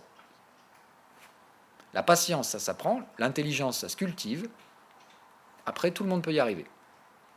Mais il y en a malheureusement beaucoup qui échouent, soit par manque d'intelligence, soit par manque de patience. Je vous ai tout dit. Je ne peux pas faire plus simple. Si vous êtes con, vous avez beaucoup de chances de vous planter la gueule pour des bêtises. Si vous n'êtes pas patient, vous allez mettre du levier, vous allez dégager, quoi qu'il arrive, là pour le coup, c'est une statistique qui vous mettra dehors. Voilà. Et passionné, mais c'est nécessaire. Mais ça, tout le monde est passionné de trading. Voilà. C'est quelque chose qui passionne. Si vous venez chercher ce milieu, c'est qui vous attire. Personne ne va chercher le trading comme ça le jour du dimanche. C'est parce que, voilà, quoi qu'il arrive, ça passionne tout le monde, le trading. En fait, je pense tout simplement que c'est une mauvaise utilisation du mot, parce que d'ailleurs, la plupart du temps, les gens ne sont pas passionnés, ils sont surtout obsédés par le trading avant de devenir de vrais passionnés. La passion, elle se fait quand on prend du plaisir. Il faut quand même être conscient au début, on prend du plaisir à apprendre et à essayer de comprendre le trading, mais on passe par une phase dans laquelle tout le monde est passé, qui est très douloureuse, extrêmement... On ressent beaucoup de souffrance parce qu'on est confronté à l'échec. Et effectivement, je suis désolé, mais à ce moment-là, c'est pas vraiment de la passion, c'est de l'obsession. Voilà. C'est de l'excitation au début, puis ça devient de la frustration, ça devient de l'obsession, et avec un peu de chance, si vous arrivez à surpasser cette phase un petit peu perdante et très stressante, dans laquelle on se remet énormément en question, si vous passez ça, derrière, effectivement, je pense que ça devient une passion. Mais n'utilisez pas ce mot trop rapidement. Je pense que la passion, c'est souvent un mot qu'on utilise pour déguiser l'obsession. Voilà. Mais évidemment, en Adobe, j'enregistre toujours les vidéos. Tout ce qu'on vous dit, toutes les émissions du mercredi sont enregistrées. Toujours. C'est des émissions éducatives. On parle de thèmes qui sont dérivés du trading, mais qui ne sont pas du trading. On ne fait pas d'analyse dans ces émissions. Les analyses, c'est le matin. La journée, on trade. Et quand il y a des trucs hyper intéressants, je vous dis dans TradingView, dans Discord. Et tous les mercredis, on fait une émission éducative. Bon, là, on vient de piquer le créneau des Américains. Aujourd'hui, c'est une émission un peu spéciale. Le thème vous intéresse et effectivement, comme je vous l'ai dit, au-delà du débat technique, il y a un vrai débat philosophique autour de l'algorithme qui était très intéressant de faire. Et ce soir, on prend le temps parce que ça me semble intéressant. Et du coup, la semaine prochaine, il n'y aura pas d'émission mercredi prochain, puisque je ferai la même émission pour les Américains.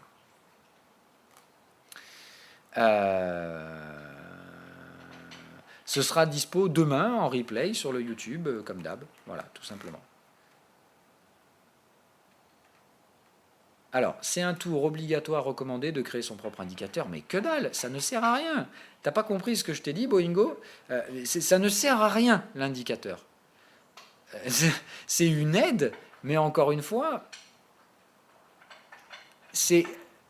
Alors, c'est une bonne question parce que la question que tu poses, elle déguise un autre problème qui est malheureusement récurrent, mais qui est souvent déguisé. C'est-à-dire qu'en fait, la question que tu poses, tu tentes à répondre à un problème que tu ressens, mais ce n'est pas le bon problème. Le vrai bon problème, c'est toujours le manque de confiance. C'est-à-dire que quand vous débutez, vous manquez de confiance. Et vous pensez typiquement et assez rapidement, parce qu'instinctivement, vous dites manque de confiance, j'ai besoin de quelque chose en qui je peux transmettre ce manque de confiance, donc quelque chose en qui je peux avoir, enfin une chose en laquelle je peux avoir confiance. C'est ça en fait que vous recherchez en codant un indicateur. Vous recherchez à avoir quelque chose qui vous donne froidement un signal acheteur ou vendeur, parce que le réel problème, c'est le manque de confiance.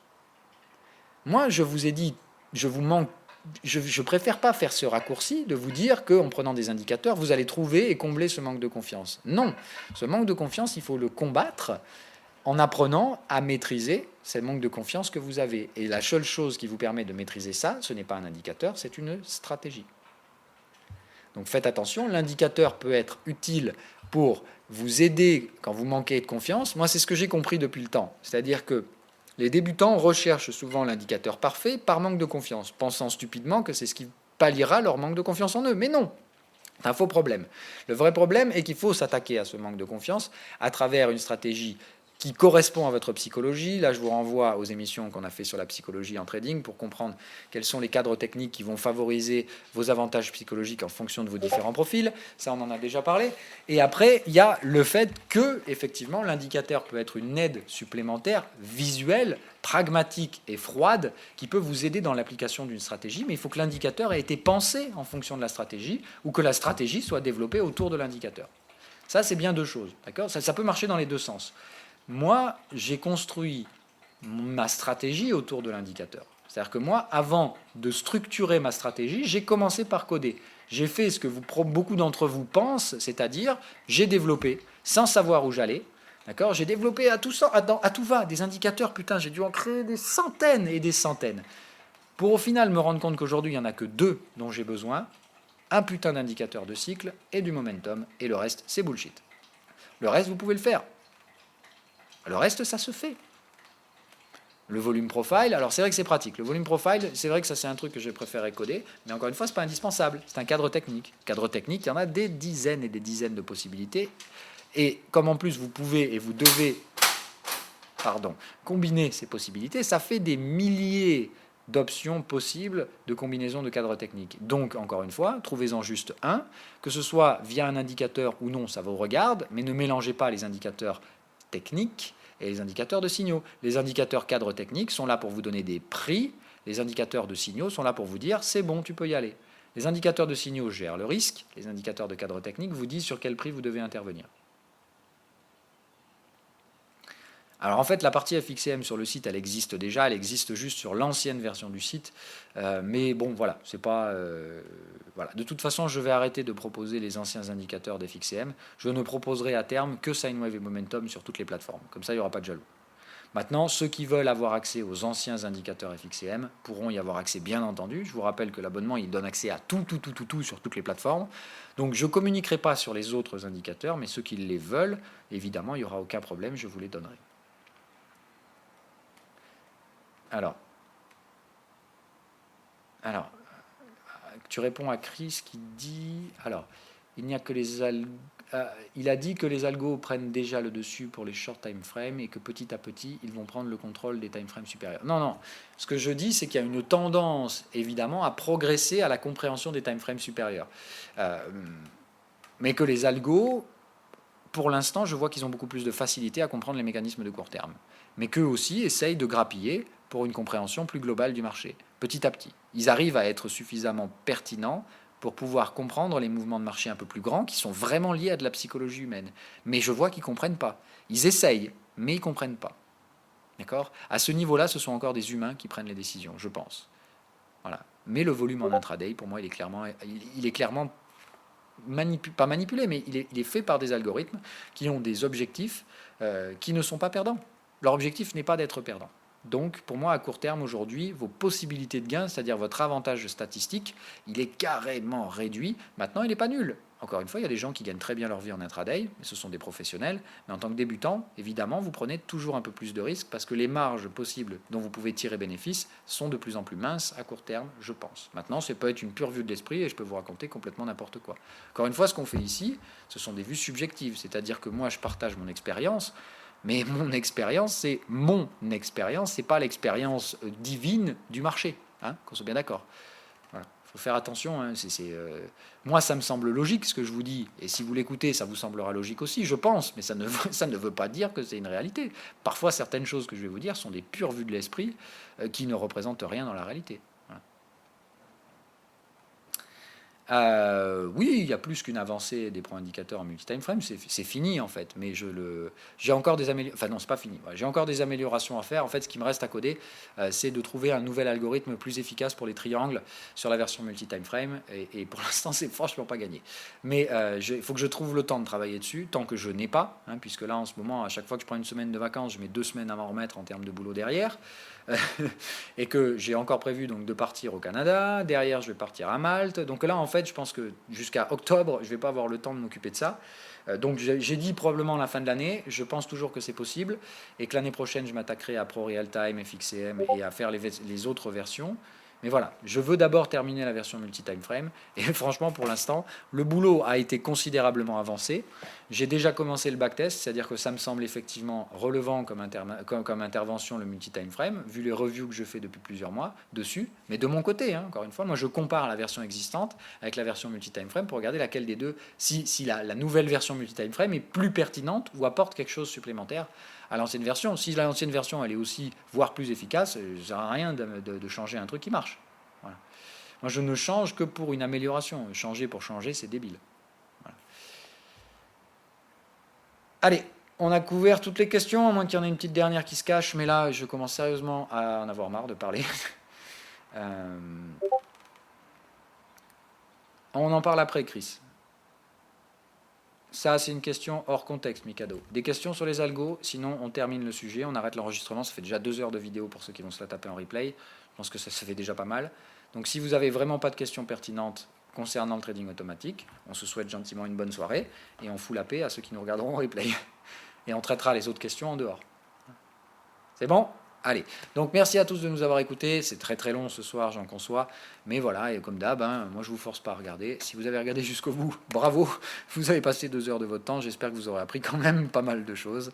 Et donc je vous souhaite de bons trades, soyez sages et à bientôt.